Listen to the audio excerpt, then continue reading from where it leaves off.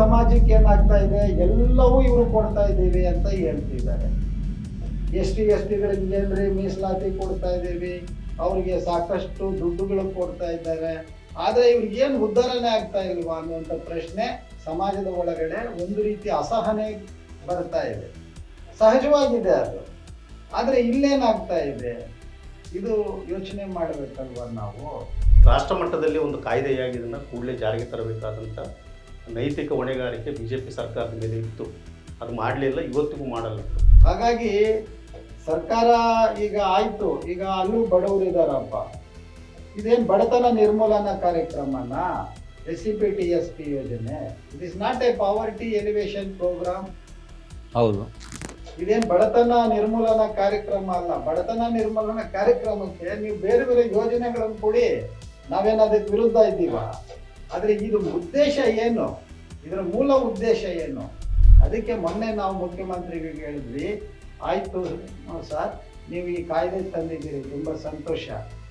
ಆದರೆ ಒಂದು ಮೌಲ್ಯಮಾಪನ ಮಾಡಿ ಗೊತ್ತಾಗಲಿ. ಸೊ ಎಷ್ಟು ಜನ ಬಡತನ ರೇಖೆಯಿಂದ ಹೊರಗಡೆ ಬಂದಿದ್ದಾರೆ ಅಲ್ವಾ, ಗೊತ್ತಾಗಬೇಕಲ್ವಾ. ಇಷ್ಟು ಹೋಗಿರೋದ್ರಿಂದ ಬಡತನದಿಂದ ಇವ್ರು ಬಂದಿರ್ಬೇಕಲ್ಲ ಹೊರಗಡೆ. ಅದು ಎಷ್ಟೋ 0.1% ಇರಲಿ, 2% ಅದು ಬೇರೆ ವಿಷಯ. ಆದರೆ ನಿಖರವಾದ ಮಾಹಿತಿನೇ ಸರ್ಕಾರದ ಹತ್ರ ಇಲ್ಲವೇ? ಮುಖ್ಯಮಂತ್ರಿಗಳಿಗೆ ನಾವು ಇದೇ ಕೇಳಿದ್ವಿ, ತಾವು ಇಷ್ಟು ಕೋಟಿ ಬಿಡುಗಡೆ ಮಾಡಿದ್ದೀವಿ ಅಂತ ಹೇಳ್ತಿದ್ದೀರಿ, ತುಂಬ ಸಂತೋಷ.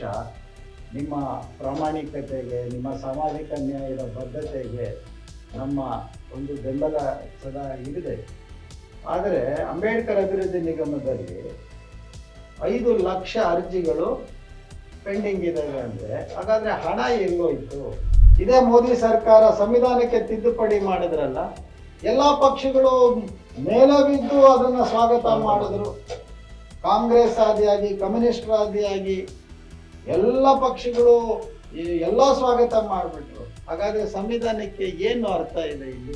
ಇದೇ ಬಿಜೆಪಿ ಸರ್ಕಾರ ಬಂದ ಮೇಲೆ ಮನಮೋಹನ್ ಸಿಂಗ್ ಅವರು ಏನು ಹಿಂದೆ ನಿಗದಿ ಮಾಡಿದ್ರು ಈ ಸಮುದಾಯಗಳಿಗಾಗಿ, ಸಬಲೀಕರಣಕ್ಕಾಗಿ, ಸಾಮಾಜಿಕ ಸಬಲೀಕರಣಕ್ಕಾಗಿ ಇಟ್ಟಂಥದ್ದನ್ನ ಸಂಪೂರ್ಣವಾಗಿ ಕಡಿತ ಮಾಡ್ತಾ ಬರ್ತಾ ಇದ್ದಾರೆ ಇದೇ ಮೋದಿ ಸರ್ಕಾರ. ಅಂದ್ರೆ ಈ ಬಡ್ಡಿ ವ್ಯವಹಾರ ಮಾಡ್ತಾರಲ್ಲ, ಹೌದು, ಮೊದಲ ಮಾರ್ವಾಡಿ ಗುಜರಾತಿ ಇದ್ರು, ಆ ಗುಜರಾತಿ ಬುದ್ಧಿನೇ ತೋರಿಸ್ತಾ ಇದ್ದಾರೆ ಇಲ್ಲಿ. ಅವರು ಕಡಿತಾ ಇದೆ, ಎಲ್ಲವೂ ಖಾಸಗೀಕರಣದತ್ತ ಹೋಗ್ತಾ ಇದೆ ಅಲ್ವಾ? ಹೌದು. ಎಲ್ಲಿ ಉದ್ಯೋಗ ಸೃಷ್ಟಿ ಆಗ್ತಾ ಇದೆ? ಇಲ್ಲಿ ನೋಡಿದ್ರೆ ನಮ್ಮ ಸಾಹೇಬರು ನಾವು 39,000 ಕೋಟಿ ಇಟ್ಟಿದ್ದೀವಿ ಅಂತಾರೆ, ಅದನ್ನ ಗ್ಯಾರಂಟಿಗೆ ಹಾಕೊಂಡವ್ರೆ. ಈ ಕಾಯ್ದೆಗೆ ಒಂದು ರೀತಿ ಗಂಡಾಂತರವನ್ನು ತಂದಿದ್ದಾರೆ, ಅಥವಾ ಕಾಯ್ದೆಯನ್ನು ದುರ್ಬಳಕೆ ಮಾಡ್ಕೊಳ್ಬೋದು ಅನ್ನೋಂಥದ್ದು ರಾಜ್ಯ ಸರ್ಕಾರವೇ ನಿಂತ್ಕೊಂಡು ಇವತ್ತು ಬಹುಶಃ ಈ ಗ್ಯಾರಂಟಿ ಯೋಜನೆಗಳಿದ್ದಾವೆ, ಅದಕ್ಕೆ ಈ SCP-TSP ಹಣವನ್ನು ಬಳಕೆ ಮಾಡೋದಿದ್ದಲ್ಲ, ಇದು ಖಂಡನ. ಈ ಕಾಯ್ದೆಯನ್ನು ತಾನೇ ರೂಪಿಸಿ ಈ ಕಾಯ್ದೆಗೆ ಅವರೇ ಒಂದು ರೀತಿ ಅಪಮಾನ ಮಾಡ್ತಿದ್ದಾರೆ. ಈ ಕಾಯ್ದೆಯ ಆಶಯಗಳನ್ನು ಅವರು ನಾಶ ಮಾಡ್ತಿದ್ದಾರೆ. ಇದು ಯಾರು ಸಿದ್ದರಾಮಯ್ಯ ಅವರಿರಲಿ ಅಥವಾ ಸಮಾಜ ಕಲ್ಯಾಣ ಮಂತ್ರಿಗಳಿರಲಿ, ಇದನ್ನು ಕೂಡಲೇ ವಾಪಸ್ ಮಾಡಬೇಕು. ದಲಿತರ ಮೇಲೆ ದೌರ್ಜನ್ಯದ ರೇಟ್ಗಳನ್ನು ನೋಡಿ ಅಥವಾ ಅಲ್ಲಿನ ಶಿಕ್ಷೆ ಕೊಡುವ ರೇಟ್ ನೋಡಿದರೆ 2% ಮೀರ್ತಾ ಇಲ್ಲ. 2% ಮೀರ್ತಾ ಇಲ್ಲ. ನಮಗೆ 80ರ ದಶಕದಲ್ಲಿ ಯಾವುದೋ ಪರಿಸ್ಥಿತಿ ಇತ್ತು, ಇವತ್ತು 2025 ಅದೇ ಪರಿಸ್ಥಿತಿ ಇದೆ ಅಂತ ಹೇಳಿದ್ರೆ ಮತ್ತೆ ಬದಲಾವಣೆ ಏನು? ಈಗ ನೋಡಿ, ಈಗ ನಮ್ಮ ಅಂಬೇಡ್ಕರ್ ಅಭಿವೃದ್ಧಿ ನಿಗಮದಲ್ಲೇನೆ ಕೋಟ್ಯಾಂತರ ರೂಪಾಯಿ ಭ್ರಷ್ಟಾಚಾರ ಆಗಿದೆ, ಅವ್ಯವಹಾರಗಳಾಗಿದ್ದಾವೆ. ದಲಿತರ ಹೆಸರಲ್ಲಿ ಯಾರ್ಯಾರೋ ತಗೊಂಡು ನುಂಗಿ ನೀರು ಕುಡಿತಾ ಇದ್ದಾರೆ. ಹುಲಿ ಸಂರಕ್ಷಣೆಗೆ ಬೇರೆ ಕೊಡಿ, SCP ದುಡ್ಡು ಕೊಡ್ಬೇಕಾ? ನಾವು ಬಡಕಲಾಗೋದು, ಹುಲಿ ಮಾತ್ರ ಚೆನ್ನಾಗಿ ತಿನ್ನೋದ? ಇದು ಯಾವ ನ್ಯಾಯ ಇದು? ಇದು ತಿರ್ಗಾ ಅಲ್ಲಿಗೆ ಹೋಯ್ತು. ಗೋವು ಮತ್ತು ಹುಲಿ ಇತ್ತಲ್ಲ, ಅದು ಧರಣಿ ಪುಣ್ಯಕೋಟಿ. ಪುಣ್ಯಕೋಟಿ ಕತೆ ಆಯ್ತು. ಈಗ ಈ ಸರ್ಕಾರ ಮಾಡ್ತಾ ಇರೋದು ನಮ್ಮನ್ನ ಏನು ಅಂದ್ರೆ ಕರುಣೆಯಿಂದ ಕೊಲ್ಲೋದು. ಸ್ನೇಹಿತರೆ, ಪೀಪಲ್ ಟಿವಿಗೆ ಸ್ವಾಗತ. ನಾನು ಮುರಳಿ ಮಾಲೂರು. ಸ್ನೇಹಿತರೆ, ಇತ್ತೀಚೆಗೆ ಅತ್ಯಂತ ಹೆಚ್ಚಾಗಿ ಚರ್ಚೆಗೆ ಬರ್ತಿರ್ತಕ್ಕಂಥ ವಿಚಾರ ಯಾವುದಪ್ಪ ಅಂದರೆ SC/ST/TSPಯ ಹಣದ ದುರ್ಬಳಕೆಯ ಬಗ್ಗೆ.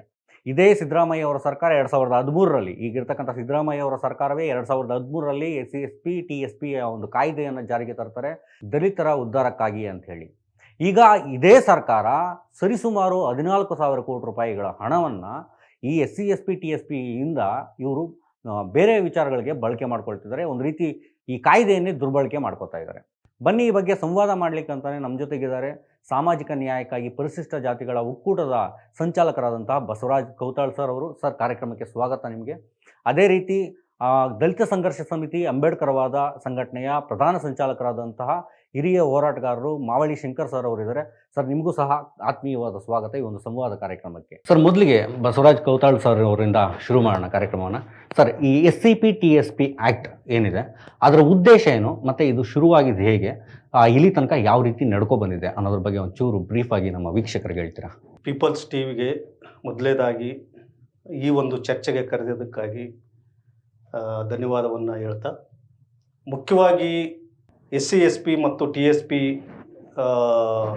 ಕಾಯ್ದೆ ಅದು 2013ರಲ್ಲಿ ಬಾಬಾ ಸಾಹೇಬ್ ಅಂಬೇಡ್ಕರ್ ಅವರ ಪರಿನಿಬ್ಬಾಣ ದಿನದ ಡಿಸೆಂಬರ್ 6ರಂದು ಅದು ಅವತ್ತು ಕಾನೂನು ಜಾರಿಗೆ ಬಂತು. ಬೆಳಗಾವಿ ಅಧಿವೇಶನದಲ್ಲಿ ಅಂದಿನ ಸಮಾಜ ಕಲ್ಯಾಣ ಮಂತ್ರಿ ಆಗಿರ್ತಕ್ಕಂಥ ಆಂಜನೇಯವರು ಆ ಒಂದು ಕಾಯ್ದೆಯನ್ನು ಅಧಿವೇಶನದಲ್ಲಿ ಮಂಡಿಸಿ ಸರ್ವಾನುಮತದಿಂದ ಒಪ್ಪಿ ಅದು ಜಾರಿಗೆ ಆಗುತ್ತೆ. ಹಾಗಾಗಿ ಅದು ಕಾಯ್ದೆ ಭಾರತದಲ್ಲಿ ಅತ್ಯಂತ ಚಾರಿತ್ರಿಕವಾದಂಥದ್ದು ಮತ್ತು ಭಾರತದಲ್ಲಿ ಇನ್ಯಾವ ರಾಜ್ಯದಲ್ಲೂ ಕೂಡ ಈ ಕಾಯ್ದೆ ಇಲ್ಲ. ಕರ್ನಾಟಕದಲ್ಲಿದೆ, ಈವನ್ ಅಖಂಡ ಆಂಧ್ರ ಪ್ರದೇಶದಲ್ಲಿ ಮೊದಲು ಅದು ಜಾರಿಗೆ ಆಯಿತು. ಬಟ್ ಅಷ್ಟೊಂದು ಪರಿಣಾಮಕಾರಿಯಾದಂಥ ಕಾನೂನು ಆಗಲಿಲ್ಲ. ಅದು ಬೇರೆ ಬೇರೆ ರೀತಿಯ ಕೆಲವು ನ್ಯೂನತೆಗಳನ್ನು ಹೊಂದಿರೋದ್ರಿಂದ ಅಷ್ಟು ಪರಿಣಾಮಕಾರಿಯಾಗಿ ಜಾರಿ ಆಗಲಿಲ್ಲ. ಬಟ್ ಕರ್ನಾಟಕದಲ್ಲಿ ಅದು ಭಾಳ ವ್ಯಾಪಕವಾದಂಥ ಚರ್ಚೆ ಆಯಿತು ಈ ಕಾಯ್ದೆ ಬಗ್ಗೆ, ಕಾಯ್ದೆಯಲ್ಲಿರುವಂಥ ಎಲ್ಲ ಅಂಶಗಳ ಬಗ್ಗೆ. ಅಲ್ಲಿ ಒಟ್ಟಾರೆ ಇಡೀ ಕರ್ನಾಟಕದ ಒಂದು ಶೋಷಿತ ಸಮುದಾಯಗಳನ್ನು ಗಮನದಲ್ಲಿಟ್ಕೊಂಡು, ಅಸ್ಪೃಶ್ಯ ಸಮುದಾಯಗಳನ್ನು ಗಮನದಲ್ಲಿಟ್ಕೊಂಡು, ಪರಿಶಿಷ್ಟ ಜಾತಿಯಲ್ಲಿ ಬರುವಂಥ ಮತ್ತು ಪರಿಶಿಷ್ಟ ಪಂಗಡದಲ್ಲಿ ಬರುವಂಥ 101 ಜಾತಿಗಳು, ಪರಿಶಿಷ್ಟ ಪಂಗಡದಲ್ಲಿ ಬರುವಂಥ 51 ಜಾತಿಗಳನ್ನು ಗಂಭೀರವಾಗಿಟ್ಕೊಂಡು ಅವರ ಆರ್ಥಿಕ, ಸಾಮಾಜಿಕ ಮತ್ತು ಇನ್ನಿತರೆ ಬೇರೆ ಬೇರೆ ಅಭಿವೃದ್ಧಿಯ ಮುಖ್ಯವಾದಂಥ ಕಾರಣ ಇಟ್ಕೊಂಡು ಈ ಕಾಯ್ದೆಯನ್ನು ಜಾರಿಗೆ ತಂದರು. ಹಾಗಾಗಿ ಕಳೆದ ನಮಗೆ ಸಂವಿಧಾನ ಬಂದ ನಂತರ ನಮ್ಮ ಈ ಸಮುದಾಯಗಳ ವಿಶೇಷವಾದಂಥ ಅಭಿವೃದ್ಧಿ, ಕಲ್ಯಾಣ ಕಾರ್ಯಕ್ರಮಗಳು ಮತ್ತು ಈ ಸಮುದಾಯಗಳನ್ನು ಸಮಾಜದ ಮುಖ್ಯವಾಹಿನಿಗೆ ತರಬೇಕನ್ನುವಂಥ ಬಹುದಿನಗಳ ಒಂದು ಕಾರ್ಯಕ್ರಮಗಳು ಮತ್ತು ಆ ಥರದ ಒಂದು ಈ ಪ್ರಜಾಪ್ರಭುತ್ವದ ಸರ್ಕಾರಗಳು ಮಾಡುವಂಥ ಒಂದು ಕಾರ್ಯಕ್ರಮಗಳಲ್ಲಿ ಇದು ಒಂದು ಶಾಸನಬದ್ಧವಾದಂಥ ಒಂದು ಕಾಯ್ದೆ ಇದು. ಯಾಕಂದರೆ ಅದಕ್ಕೆ ಮೊದಲು ಒಂದು ಯಾವುದೇ ನಮ್ಮ ಅಭಿವೃದ್ಧಿಗಳನ್ನು, ವಿಶೇಷವಾದಂಥ ಕಾರ್ಯಕ್ರಮಗಳನ್ನು, ವಿಶೇಷವಾದಂಥ ಕಲ್ಯಾಣ ಕಾರ್ಯಕ್ರಮಗಳು ಅದು ಸರ್ಕಾರಗಳ ಒಂದು ಯೋಜನೆಗಳು ಮಾತ್ರ ಆಗಿತ್ತು. ಅದಕ್ಕೆ ಶಾಸನಬದ್ಧವಾದಂಥ ಅವಕಾಶ ಸಿಕ್ಕಿರಲಿಲ್ಲ, ಸ್ಥಾನಮಾನ ಸಿಕ್ಕಿರಲಿಲ್ಲ. ನಮಗೆ 2013ರಲ್ಲಿ ನಮ್ಮ ಅಭಿವೃದ್ಧಿಯನ್ನು ಮತ್ತು ನಮಗೆ ಬೇಕಾಗಿರುವಂಥ ಎಲ್ಲ ರೀತಿಯ ಸಂಪನ್ಮೂಲಗಳು ಮತ್ತು ಅದರ ಬಳಕೆ ಮತ್ತು ಅದನ್ನು ಅನುಷ್ಠಾನ ಮಾಡೋದಕ್ಕೆ ಬೇಕಾಗಿರುವಂಥ ಶಾಸನಬದ್ಧವಾದಂಥ ಒಂದು ಕಾನೂನನ್ನು 2013ರಲ್ಲಿ ತಂತು. ಇದೇ ಕಾಂಗ್ರೆಸ್ ಸರ್ಕಾರ, ಇದೇ ಸಿದ್ದರಾಮಯ್ಯ ಅವರ ಸರ್ಕಾರ. ಹಾಗಾಗಿ ಮೊದಲು ಆ ಸರ್ಕಾರಕ್ಕೆ ನಾವು ಧನ್ಯವಾದ ಹೇಳಬೇಕಾಗಿದೆ. ಯಾಕಂದರೆ ಭಾರತದಲ್ಲಿ ಈ ಕಾಯ್ದೆಯನ್ನು ತರೋದಕ್ಕೆ ಯಾವ ಸರ್ಕಾರಗಳು ಇಲ್ಲಿವರೆಗೂ ಮನಸ್ಸು ಮಾಡಿಲ್ಲ. ಬಟ್ ಇಲ್ಲಿ ಕಾಂಗ್ರೆಸ್ ಸರ್ಕಾರ ಮತ್ತು ವಿಶೇಷವಾಗಿ ಹಿಂದ ನಾಯಕತ್ವದಲ್ಲಿರ್ತಕ್ಕಂಥ ಸಿದ್ದರಾಮಯ್ಯ ಅವರು ಇದಕ್ಕೆ ಹೆಚ್ಚು ಕಾಳಜಿ ವಹಿಸಿ ಇದು ಮಾಡಲೇಬೇಕು ಅನ್ನುವಂಥ ಒಂದು ಸಂದರ್ಭದಲ್ಲಿ ಅದಕ್ಕೆ ಬೇಕಾಗಿರುವಂಥ ಎಲ್ಲ ದಲಿತ ಪರ ಸಂಘಟನೆಗಳು ಇದರ ಪರವಾಗಿತ್ತು. ಇದರ ಒಂದು ಪ್ರಮುಖವಾದಂಥ ಒತ್ತಾಯವನ್ನು ಸರ್ಕಾರ ಸಂದರ್ಭದಲ್ಲಿ ಮನ್ನಣೆ ಮಾಡಿ ಈ ಕಾಯ್ದೆಯನ್ನು ಜಾರಿಗೆ ತಂದರು.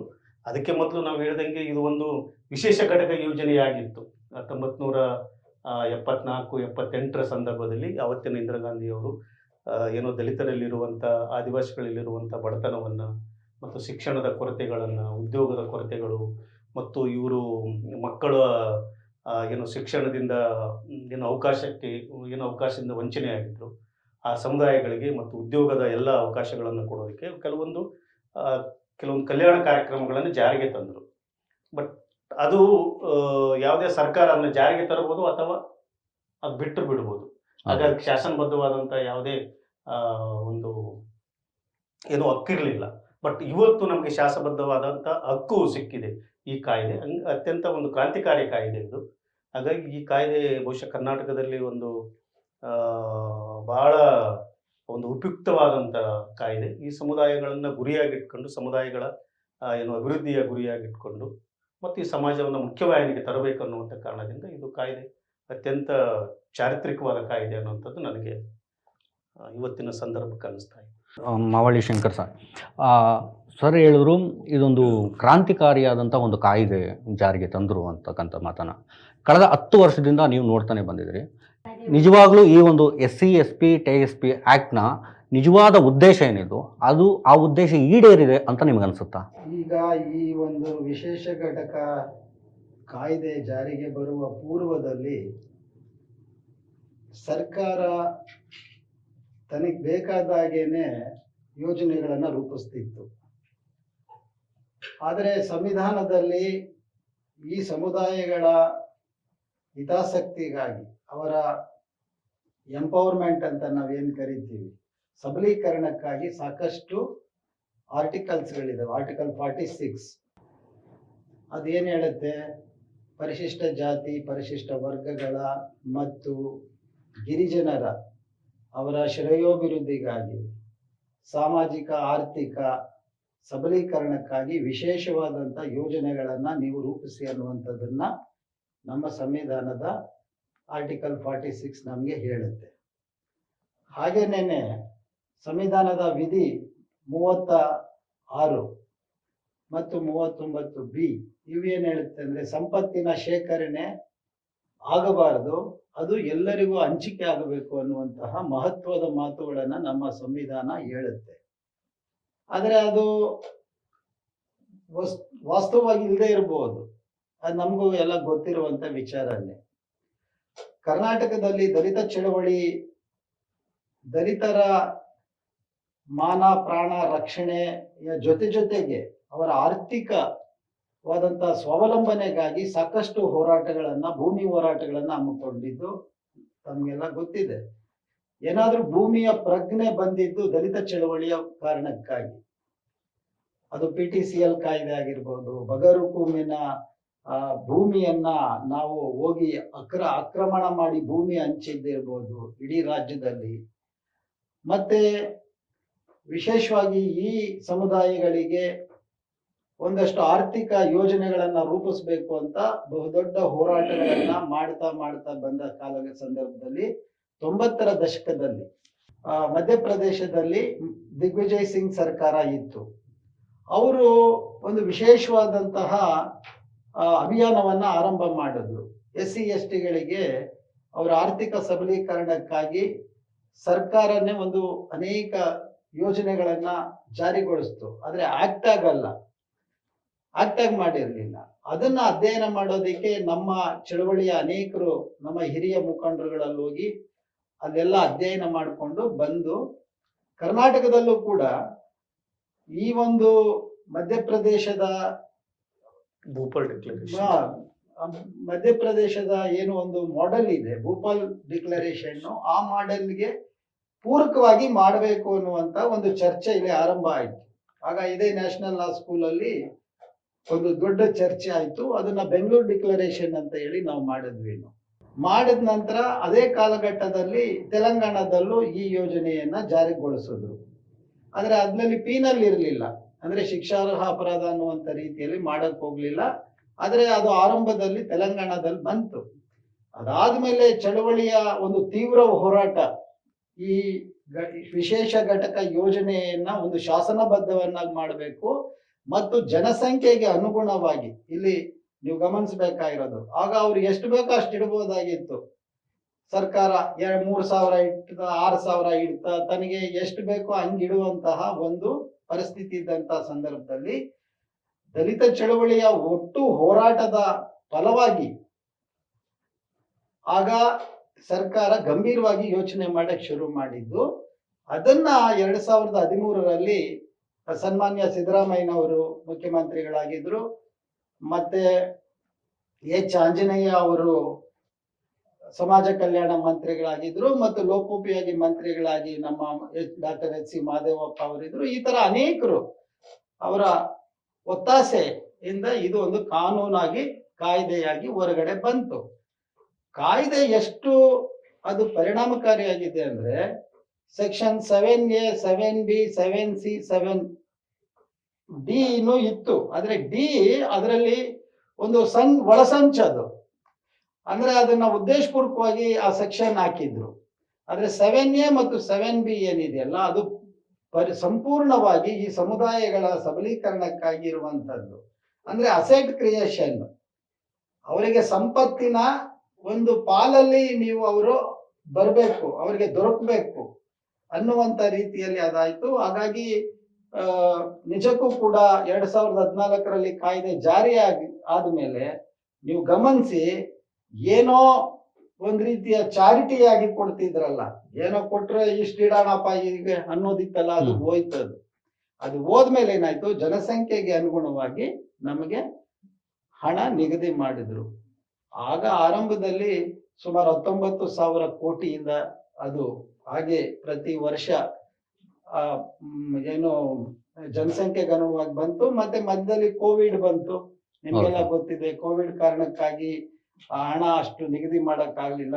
ಮತ್ತೆ ಸಿದ್ದರಾಮಯ್ಯನವರು ಕಳೆದ ಸರ್ಕಾರ ಬಂದ ಮೇಲೆ ಅದು ಹೆಚ್ಚು ಕಮ್ಮಿ 39,000 ಕೋಟಿ, ಏನು ಸಣ್ಣ ಮೊತ್ತ ಅಲ್ಲ, 39,000 ಕೋಟಿ ಹಣ ಇವತ್ತು ಇದೆ. ಆದರೆ ವಾಸ್ತವವಾಗಿ ಇದು ಆ ಸಮುದಾಯಗಳಿಗೆ ತಲುಪ್ತಾ ಇದೆಯಾ, ನೇರವಾಗಿ ತಲುಪ್ತಾ ಇದೆಯಾ ಅನ್ನೋದ್ರ ಬಗ್ಗೆ ಸರ್ಕಾರವನ್ನ ಅದ್ರ ಬಗ್ಗೆ ನಾವು ನಮ್ಮ ಒತ್ತಾಯವನ್ನು ಕೂಡ ಮಾಡ್ತಾ ಇದ್ದೀವಿ. ಬಟ್ ಇಲ್ಲಿ ಕಾಯ್ದೆ 7D ಒಂದು ಲೋಪಗಳಿದ್ವು. ಯಾಕಂದ್ರೆ ಬೇರೆ ಬೇರೆ ಅನ್ಯ ಉದ್ದೇಶಗಳಿಗೆ ಅದನ್ನ ಬಳಸ್ತಾ ಇದ್ರು. ಆದ್ರೆ ಕಾಯ್ದೆ ಏನ್ ಹೇಳುತ್ತೆ, ಅನ್ಯ ಉದ್ದೇಶಗಳಿಗೆ ಬಳಸಬೇಡಿ ಅಂತ ಹೇಳುತ್ತೆ.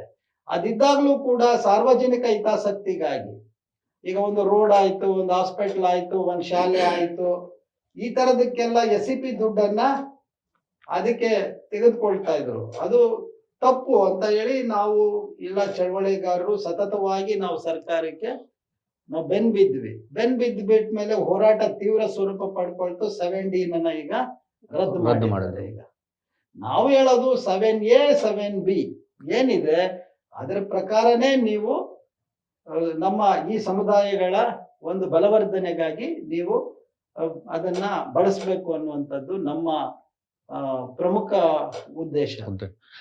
ಸರ್, ಒಳ್ಳೆ ಪಾಯಿಂಟ್ ಅನ್ನ ಹೇಳಿದ್ರಿ, 7D ಮತ್ತು 7C ಅಂತಕ್ಕಂಥ ಮಾತನ್ನ. ಆಕ್ಚುಲಿ ಈ 7D 7C ಅನ್ನುವಂಥ ಆಕ್ಟ್ ಒಳಗಡೆನೆ ಈ ಒಂದು ಪಾಯಿಂಟ್ಗಳನ್ನ ಸೇರಿಸಿದ್ರೆ ಇಂದಿನ ಒಂದು ದುರುದ್ದೇಶ ಏನಿರ್ಬೋದು ಅಂತಕ್ಕಂಥದ್ದನ್ನ ದಯವಿಟ್ಟು ನೀವು ವಿವರಿಸಬಹುದು. ಇಲ್ಲ, ಬಹುಶಃ ಇದು ಕಾಯ್ದೆ ಒಂದು ರೂಪುಗೊಳ್ಳುವ ಸಂದರ್ಭದಲ್ಲಿ ಅವತ್ತಿನ ಸಮಾಜ ಕಲ್ಯಾಣ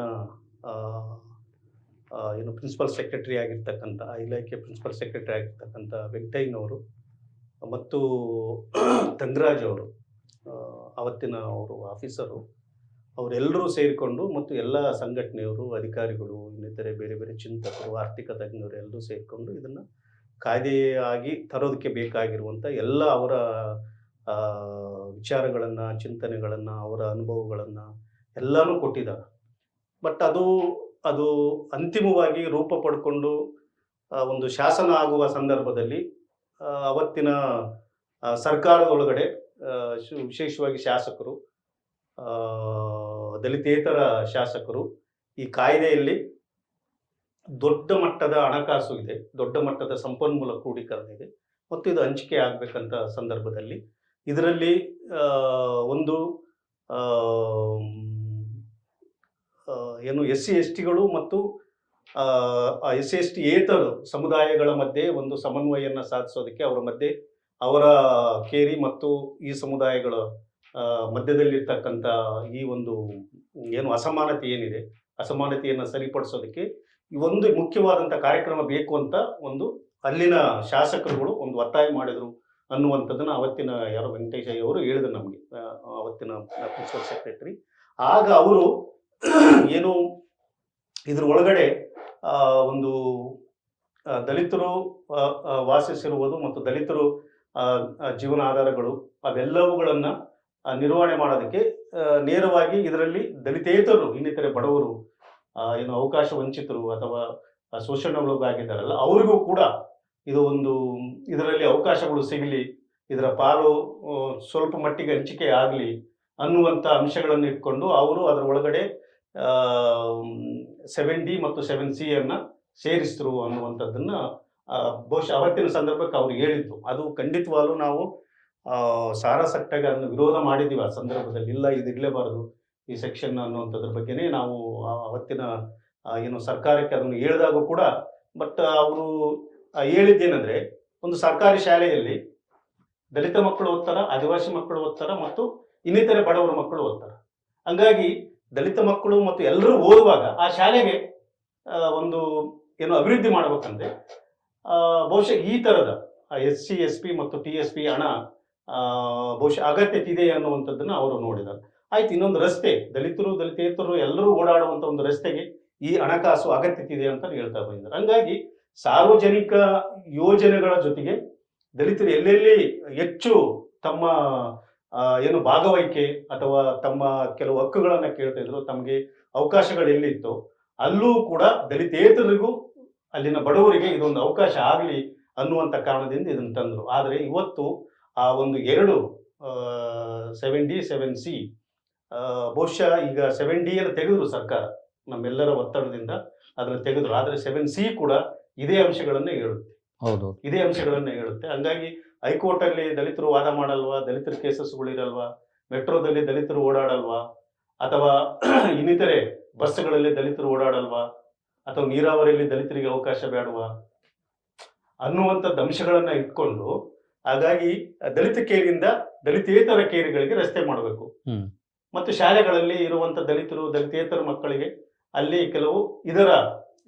ಕೆಲವು ಪಾಲನ್ನ ಏನು SCP TSP ಇರ್ತಕ್ಕಂಥ ಪಾಲನ್ನ ಅಲ್ಲಿ ಹಣಕಾಸನ್ನು ಕೊಡಬೇಕು ಅನ್ನುವಂಥ ಒಂದು ತಾಂತ್ರಿಕವಾದ ಇದು ಏನೋ ಮುಖ್ಯವಾದಂಥ ಒಂದು ಅಂಶ ಸರಿ ಇದೆ. ಆದರೆ ಅದರ ದುರ್ಬಳಕೆ ಇದೆಲ್ಲ, ಅದರ ಒಟ್ಟು ದುರ್ಬಳಕೆ ದಲಿತರು ಇಲ್ಲದೆ ಇರುವಂತ ಹಲವಾರು ಯೋಜನೆಗಳಿಗೆ ಈ ಹಣವನ್ನ ಬಳಸ್ಕೊಂಡಿದ್ದಾರೆ. ಡ್ಯಾಮ್ಗಳಿಗೆ ಬಳಸ್ಕೊಂಡಿದ್ದಾರೆ, ಹೈಕೋರ್ಟ್ ಬಳಸ್ಕೊಂಡಿದ್ದಾರೆ, ರಸ್ತೆಗಳಿಗೆ ಬಳಸ್ಕೊಂಡಿದ್ದಾರೆ, ನೀರಾವರಿಗೆ ಬಳಸ್ಕೊಂಡಿದ್ದಾರೆ, PWD ಬಳಸ್ಕೊಂಡಿದ್ದಾರೆ, ಅರಣ್ಯಕ್ಕೆ ಬಳಸ್ಕೊಂಡಿದ್ದಾರೆ. ಹಂಗಾಗಿ ಇದು ಒಂದು ಏನು ಅಂಶಗಳನ್ನು ಇಟ್ಕೊಂಡು 7C ಮತ್ತು 7D ಬಹುಶಃ 7D ಬಿಟ್ಟಿದ್ದಾರೆ. 7C ಒಳಗಡೆ ಮತ್ತೆ ಇದರ ಹಣದ ಒಟ್ಟು ದುರ್ಬಳಕೆ ನಡೀತಾ ಇದೆ. ಹಾಗಾಗಿ ಒಂದು ಮನೆ ಇದ್ರೆ ಏನು ದಲಿತರ ಮನೆ ಇದ್ರೆ ಅಲ್ಲಿ 100 ಮನೆ ದಲಿತೇತರ ಮನೆ ಇದ್ರು ಆ ಯೋಜನೆ ಅಲ್ಲಿ ಬಳಕೆ ಆಗ್ತಿದೆ. ಏನು 7D ಒಳಗಡೆ ಕೊಟ್ಟಿದ್ದಾರೆ ಅದು ಅವಕಾಶ.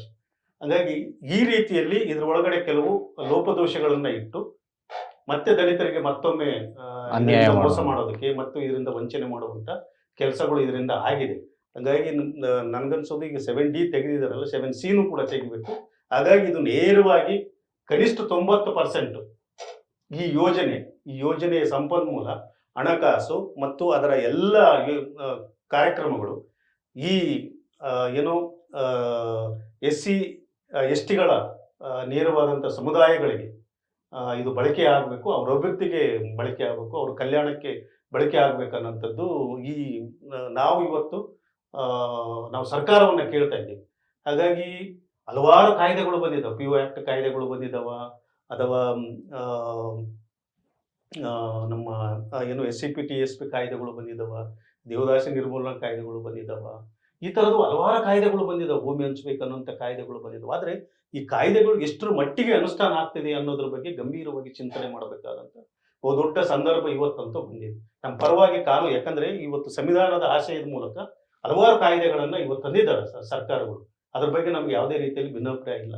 ಆದರೆ ತಂದಿರುವ ಕಾಯ್ದೆಗಳನ್ನು ಪ್ರಾಮಾಣಿಕವಾಗಿ ಅನುಷ್ಠಾನ ಮಾಡೋದಕ್ಕೆ ಈ ಸರ್ಕಾರಗಳ ಇಚ್ಛಾಶಕ್ತಿ ಇದೆನಾ, ಈ ಸರ್ಕಾರಗಳು ಮನಸ್ಸು ಮಾಡ್ತಿದ್ದಾನ ಅನ್ನೋದ್ರ ಬಗ್ಗೆ ಇವತ್ತು ನಮಗೆ ಬಹಳ ದೊಡ್ಡ ಪ್ರಶ್ನೆಯಾಗಿ ನಮ್ಮನ್ನು ಕಾಡ್ತಾ ಇದೆ. ಯಾಕಂತ ಹೇಳಿದ್ರೆ ಈ ಕಾಯ್ದೆ ಬಂದು 13 ವರ್ಷದಲ್ಲಿ ಆಲ್ಮೋಸ್ಟ್ 2 ಲಕ್ಷ ಕೋಟಿಯಷ್ಟು ಹಣ ಈ ಕಾಯ್ದೆ ಹೆಸರಿನಲ್ಲಿ ಮೀಸಲಿಟ್ಟು ನಾವು ಯೋಜನೆ ತರ್ತೀವಂತ ಹೇಳ್ತಾ ಇದ್ದಾರೆ. 2 ಲಕ್ಷ ಕೋಟಿ ಹಣ ಸ್ವಲ್ಪ ಅಲ್ಲ.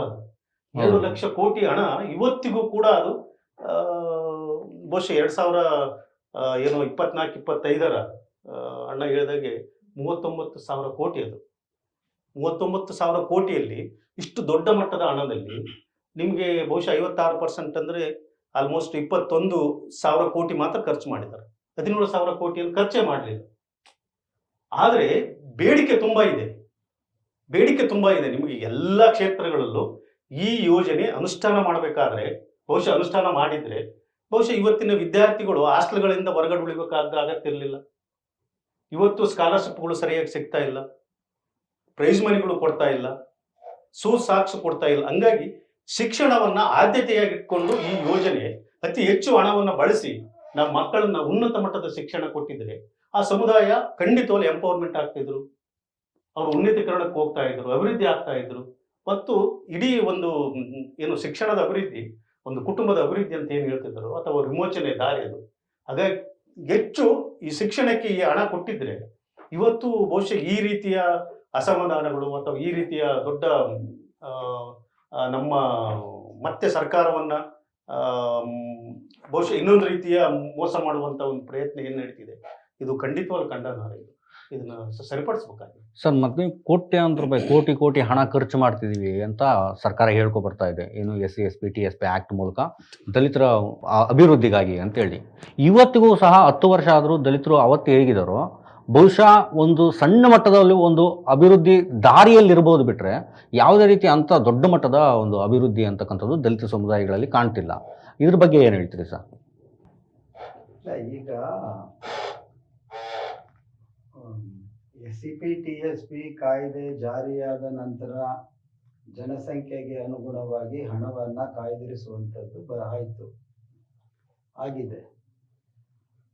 ಅದಾದ್ಮೇಲೆ ಏನಾಯ್ತು, ಈಗ ಕಳೆದ 11 ವರ್ಷಗಳಲ್ಲಿ 2,95,687 ಕೋಟಿ ಹಣವನ್ನ ಖರ್ಚು ಮಾಡಿದ್ದೀವಿ ಅನ್ನುವಂಥ ಒಂದು ಅಂಕಿ ಸಂಖ್ಯೆಗಳು ಇದ್ದಾವೆ, ಹೇಳ್ತಾ ಇದ್ದಾರೆ ಎಷ್ಟು ಖರ್ಚು ಮಾಡಿ. ಈಗ ನಮ್ಮ ಜನಸಂಖ್ಯೆ ಇರೋದೆಷ್ಟು? 1,10,00,000, ಮೇ ಬಿ ಇನ್ ಸ್ವಲ್ಪ ಹೆಚ್ಚುವರಿ ಆಗಿರ್ಬೋದು, ಯಾಕಂದ್ರೆ ಅದು 2011 ಜನಗಣತಿ ಅಲ್ವಾ. ಈ 2,95,687 ಕೋಟಿಯನ್ನ ನೀವು ಆ ಕುಟುಂಬಗಳಿಗೆ ಹಂಚಿಬಿಟ್ಟಿದ್ರೆ ಅವ್ರ ಬಡತನವನ್ನು ಅವರೇ ನೀಗಿಸ್ಕೊಳ್ಬಿಡ್ತಿದ್ರೇನು. ಸರ್ಕಾರ ಒಂದು ಕಡೆ ಇವರು ಕೊಡ್ತಾ ಇದ್ದೀವಿ ಅನ್ನುವಂಥ ಮಾತನ್ನು ಹೇಳ್ತಾ ಇದೆ.